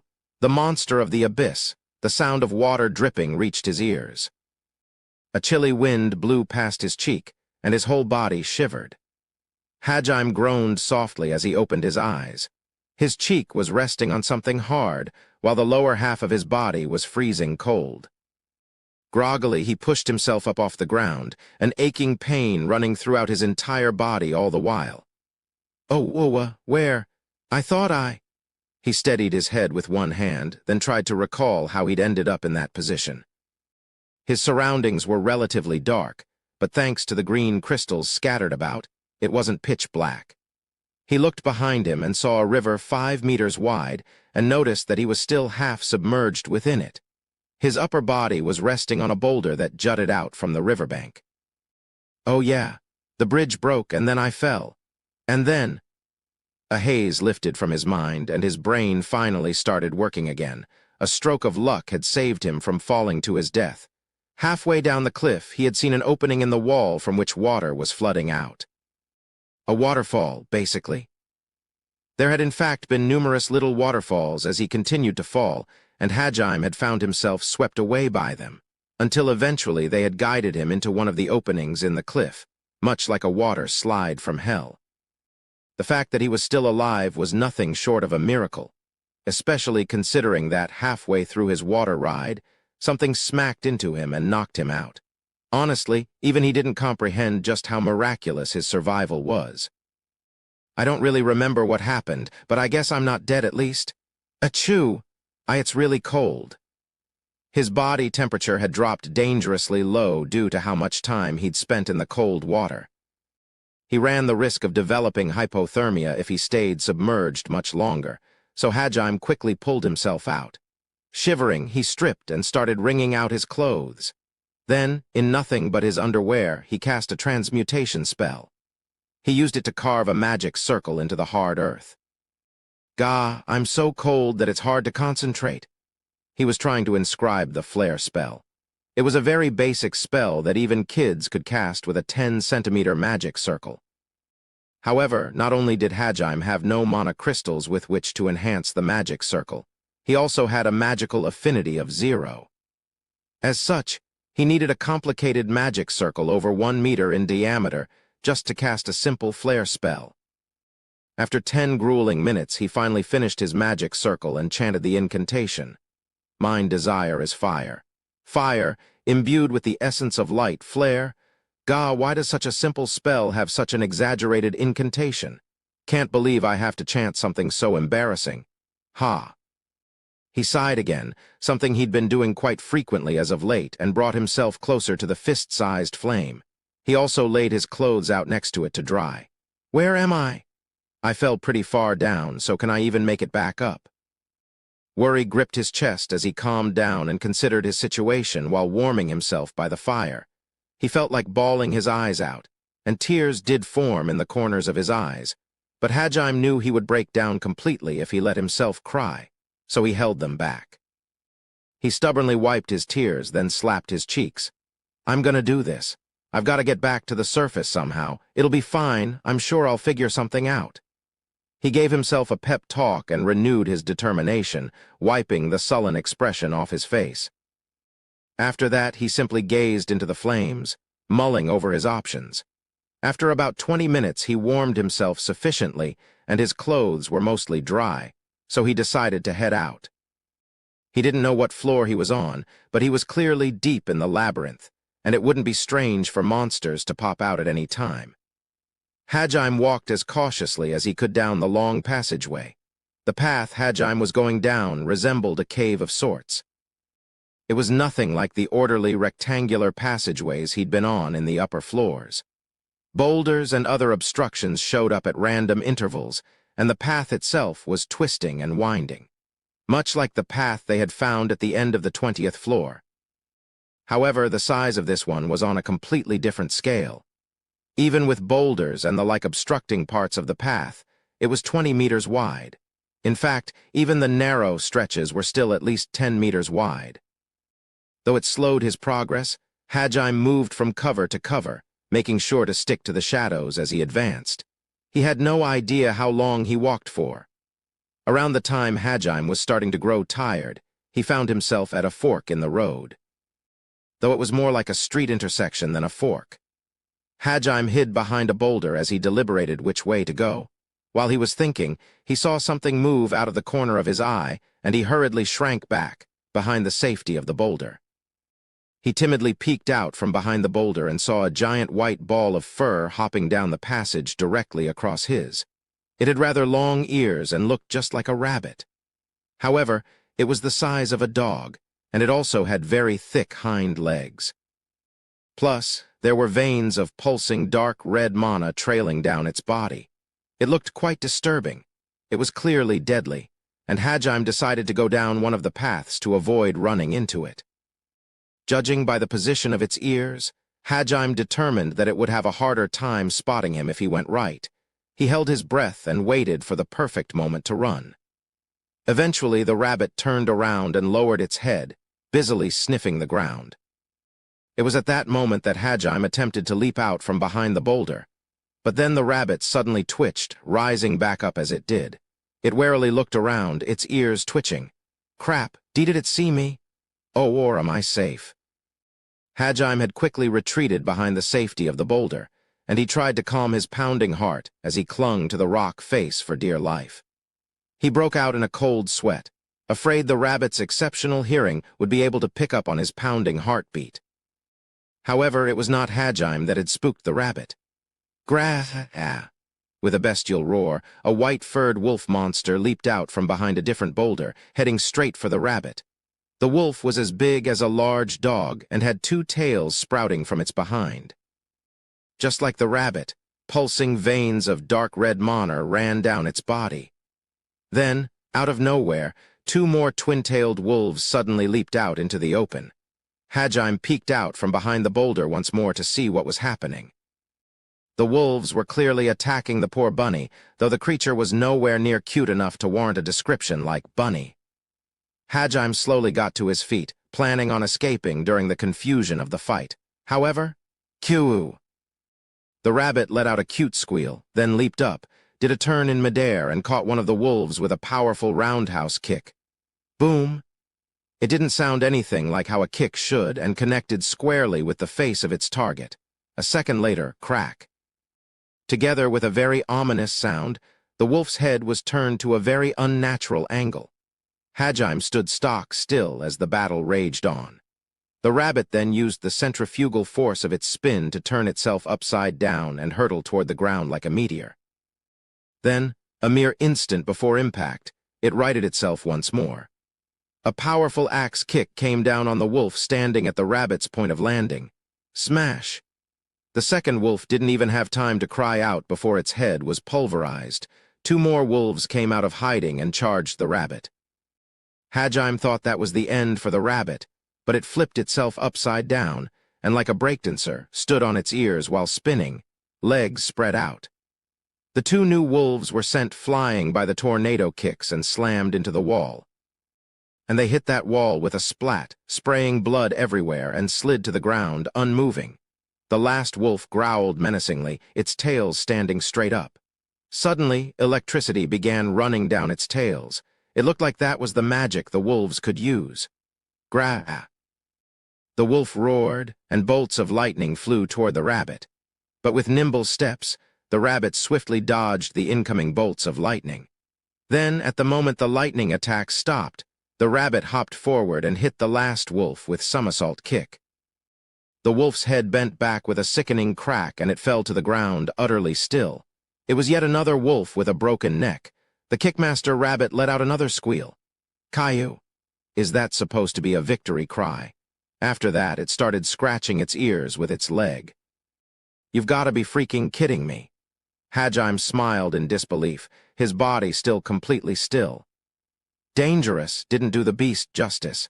That thing made the Traum soldiers Hajime and the others had fought earlier look like nothing more than toy skeletons. In fact, it might have even been more dangerous than the behemoth they had fought, since the behemoth's attack patterns had at least been easy to read. Hajime trembled in fear, knowing that his life was forfeit if he were discovered. Due to his fear, he unconsciously took a step back. But that was a mistake. Clatter. The noise reverberated throughout the cavern. He had accidentally kicked a pebble when he'd stepped back. He couldn't believe he'd made such a basic blunder. Rivulets of cold sweat were pouring down his forehead after the fact. The rabbit's neck creaked like a badly oiled machine as it turned to look in the direction of the kicked pebble. The kickmaster rabbit clearly saw Hajime. Its glowing red eyes glared at him. His entire body stiffened, like a deer caught in headlights. His brain was yelling at him to run, but it felt like his nerves had all been cut, so his body refused to listen. The rabbit turned its whole body around, then began gathering strength for a leap. Here it comes.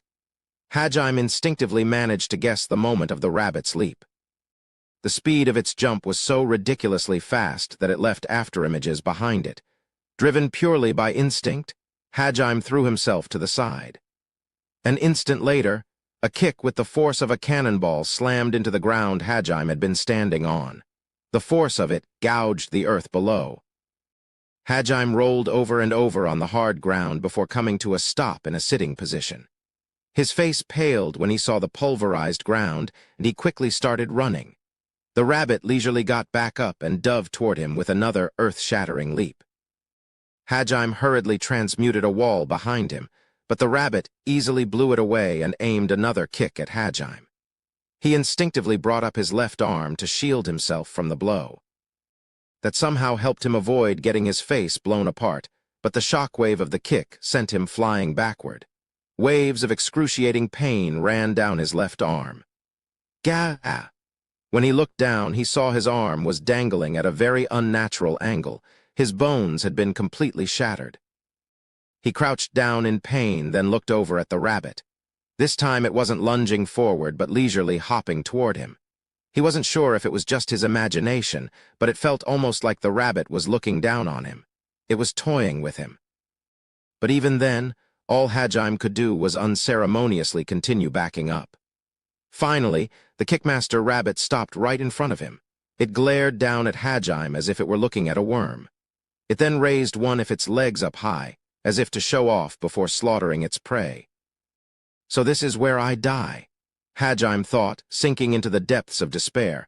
He looked up at the rabbit with defeated eyes. Its leg came swinging down together with a whoosh of wind. Hajime closed his eyes, terrified of what was coming. However, the blow he was expecting never came.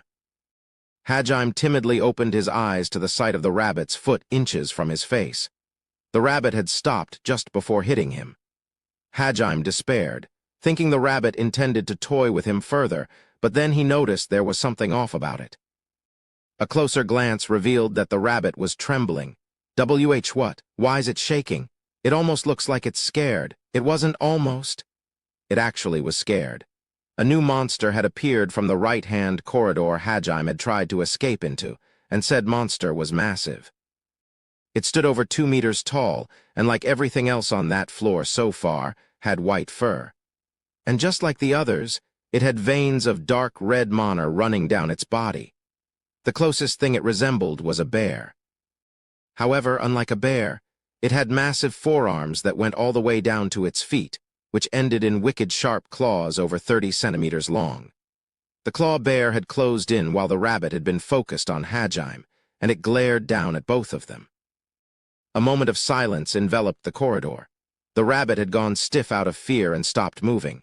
Rather, it couldn't move. It was in the exact same situation that Hajime had been in mere moments ago. It was staring up at the bear, completely immobilized. Grrr. The bear let out a low growl, as if tired of watching two unmoving statues. Wah! The rabbit quickly did an about-face and began hopping away as fast as possible. The explosive jumps it had used to annihilate its foes were instead being used to jet it to safety as fast as possible. However, its escape was still unsuccessful. The claw bear rushed forward, surprisingly fast for its large frame, and swiped its paw at the Kickmaster rabbit. The rabbit nimbly dodged, twisting its body to avoid the paw's sharp claws. It looked to Hajime like the rabbit had somehow managed to dodge perfectly, avoiding even a glancing blow. However, the moment the rabbit landed, a fountain of blood spurted forth, and the two halves of the rabbit fell in different directions. Hajime watched on in shock. That overwhelmingly powerful rabbit had been killed so easily. It hadn't even had time to put up a fight. Hajime understood why it had been so scared and ran earlier. That monster was on a completely different level. Even the rabbit's capoeira-esque martial art skills had been of no use in the face of its might.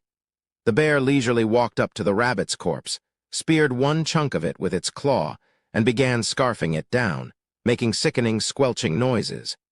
Hajime was rooted to the spot. The combination of fear and the bear's sharp gaze kept him pinned in place. It kept its eyes on Hajime even as it chewed on the rabbit. It finished the rabbit off in 3 huge bites, then turned its body around and roared at Hajime. Its eyes told Hajime everything he needed to know. The bear's next meal would be him. Panic gripped his mind as he stared into the eyes of the predator. He let out a garbled scream and momentarily forgot about the pain of his broken left arm as he mounted a desperate escape attempt. However, it was impossible for Hajime to escape from an enemy not even that rabbit had been able to flee from. He heard the sound of rushing wind, and an instant later something hard hit his left side. He was flung against the wall. Gaha! Hajime coughed violently as all the air was pushed out of his lungs, before sliding down the wall to fall in a heap on the ground.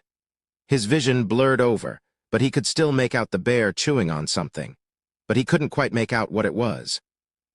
It had already finished eating the rabbit, so it couldn't have been that. Then he realized the bear was chewing a very familiar-looking arm. Still confused, Hajime looked over to his left side, which had become inexplicably lighter. Or, more specifically, to where his left arm should have been. Huh? His expression stiffened, and he tilted his head in bewilderment. Why don't I have an arm? Why is there so much blood spurting out? His mind, no, his entire being was rejecting the reality his eyes saw, but he could only feign ignorance for so long. The excruciating pain of having his arm ripped off finally hit, which brought him back to reality soon enough. Hajime's scream of anguish echoed throughout the labyrinth. His left arm had been torn cleanly off from the elbow down. That was the bear's particular magic ability. Its claws were wrapped in blades of wind and could cut 30 centimeters past what their length would suggest. All that considered, it was a miracle Hajime only lost his arm. Hajime wasn't sure if it was because the bear was toying with him too, or if he was just lucky, but that last attack should have cut him in half. After it finished wolfing down his arm, the bear slowly started walking toward Hajime. Unlike the rabbit, it didn't seem to be looking down on Hajime. Instead, it merely saw him as food, nothing more. It slowly extended one of its claws toward Hajime. The fact that he wasn't ripped to shreds by it told Hajime the bear meant to eat him alive. Transmute. His face covered in tears, snot, and drool. Hajime screamed out his transmutation spell and set his right hand against the wall behind him. He was barely even aware of his own actions any longer. He had been ridiculed as incompetent and had no magical affinity or physical talents to speak of, so Hajime, the weakest of them all, relied on the only power he did possess. A skill that was normally only used to craft armor and weapons. Hajime, who possessed a job normally only meant for blacksmiths, desperately fought back. Because he'd been ridiculed for his lack of strength, he'd used all of his knowledge to think of unique ways to put his power to use. His results had been so unorthodox that he'd surprised even the knights, and his fervent devotion to his lone skill had even made him somewhat useful to his other classmates. This was why, even in the pits of hell, Hajime instinctively relied on this skill, and it was also why that skill was able to save him. His sky-blue mana shone briefly, and a depression opened up in the wall behind him. Hajime barely avoided the bear's outstretched paw and tumbled back into the hole he had created behind him. The bear roared, furious that its prey had managed to escape from right under its nose. It wrapped wind blades around its claws once more, then thrust its paw into the hole Hajime had made for himself. The wall screeched angrily as the bear's claws gouged furrows into it. Transmute, transmute, transmute. Hajime's panicked mind registered the bear's roar and the sound of the walls being gouged away, so he continued transmuting in succession, trying to put as much distance between him and the bear as possible. He didn't dare look back for even a second. He just kept transmuting and crawling forward into each new opening he made. The pain of losing his left arm was temporarily forgotten. His survival instincts had kicked in, and he transmuted like his life depended on it. Which, frankly, it did. He had no way to tell how far he dragged himself. Hajime had no idea. He just knew he could no longer hear the bear thundering behind him. In truth, he had not actually traveled all that far. Transmutation was only effective within 2 meters of his target. This was still double what it had been initially, and blood loss had slowed him considerably. He wouldn't be able to keep moving for much longer. In fact, he was already on the verge of unconsciousness. Still, he squeezed every last ounce of strength out of him to keep crawling forward. However, transmute, transmute, transmute, he kept chanting the incantation, but the wall in front of him remained unchanged. His mana had run out before his consciousness. Drained of all his strength, his hand fell away from the wall and he collapsed on the ground. Hajime used every ounce of his willpower to keep himself conscious, rolling himself onto his back. He gazed blankly at the dark ceiling above him. There were no green crystals there to light his surroundings. Hajime began recalling events from his past. Guess this is what they mean when they say your life flashes before your eyes. He went over his life, from preschool to elementary to middle school, and then finally to high school. Memories flew by until at last they stopped. On the night he had talked with Kaori. He recalled the moonlight spilling in from the window and the promise he had made with her. His consciousness finally faded as he recalled that fond memory. But before he sank fully into unconsciousness, he felt water dripping onto his cheek. They felt like someone's tears. Drip, drip. The water trailed down his cheek and dripped into his mouth. Hajime's faint consciousness slowly began to grow brighter. Bewildered, he slowly opened his eyes. I'm alive. Did someone save me? He raised himself up, only to bump his head on the low ceiling. Aga. He remembered too late that he had made the ceiling above him a mere 50 centimeters tall. Hajime raised his arms up to the ceiling to transmute a larger hole. However, only a single arm entered his line of sight, and he cried out in surprise. He stared at the stump of his left arm in disbelief for a moment, before remembering he had lost it recently. A sharp pang of pain ran down where his left arm should have been. He was experiencing phantom pain for the first time. His face twisted in anguish, and he reflexively gripped his left arm, only to realize that there was slight swelling where his arm had been cut off, and the wound had already closed. How? It was bleeding so much. It was too dark to see, but if there had been any light, it would have been clear that Hajime was lying in a pool of his own blood. In fact, Hajime had lost so much blood that he should by all rights have been dead. He felt around with his right hand and felt the sticky sensation of blood all around him. It was recent enough that it hadn't dried yet. With that, he was able to confirm that his bleeding out had not been just a dream, and that it had been only a few minutes since Hajime lost consciousness. And yet his wound had completely closed up, and as Hajime pondered how such a thing was possible, he felt water drip onto his cheeks and mouth once more. He felt somewhat revitalized as the drops slid down his throat. Don't tell me. This is what saved me. Hajime was still a little lightheaded from the blood loss and phantom pain pangs, but he reached his hand out to the source of the water and transmuted the earth around it. Still somewhat unsteady, he continued transmuting deeper and deeper into the wall. The strange liquid that he now realized couldn't possibly have been water continued oozing out of cracks in the rock. Interestingly enough, it restored his mana as well, so Hajime was able to continue transmuting without running out of energy. Hajime deliriously continued transmuting, single-mindedly seeking out the water source. Eventually, the slow trickle transformed into a faster stream, and Hajime finally arrived at the source of the liquid. The source of the liquid was a basketball-sized crystal that emitted a pale blue light. The crystal was buried into the wall around it, and the liquid was pouring out from underneath it. It had an aura of wondrous beauty about it. The light it emitted was just a shade darker than an aquamarine's. Hajime stared at it in wonder, his pain momentarily forgotten. Then, as if drawn to it, he put his mouth to the crystal.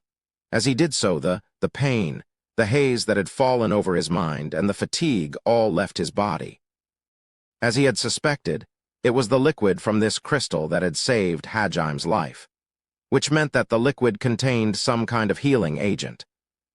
His phantom pain could never be cured for good, and the blood he'd lost wasn't coming back, but the rest of his wounds and all of his mana were restored in an instant. Though Hajime didn't know it, the crystal was actually a divinity stone.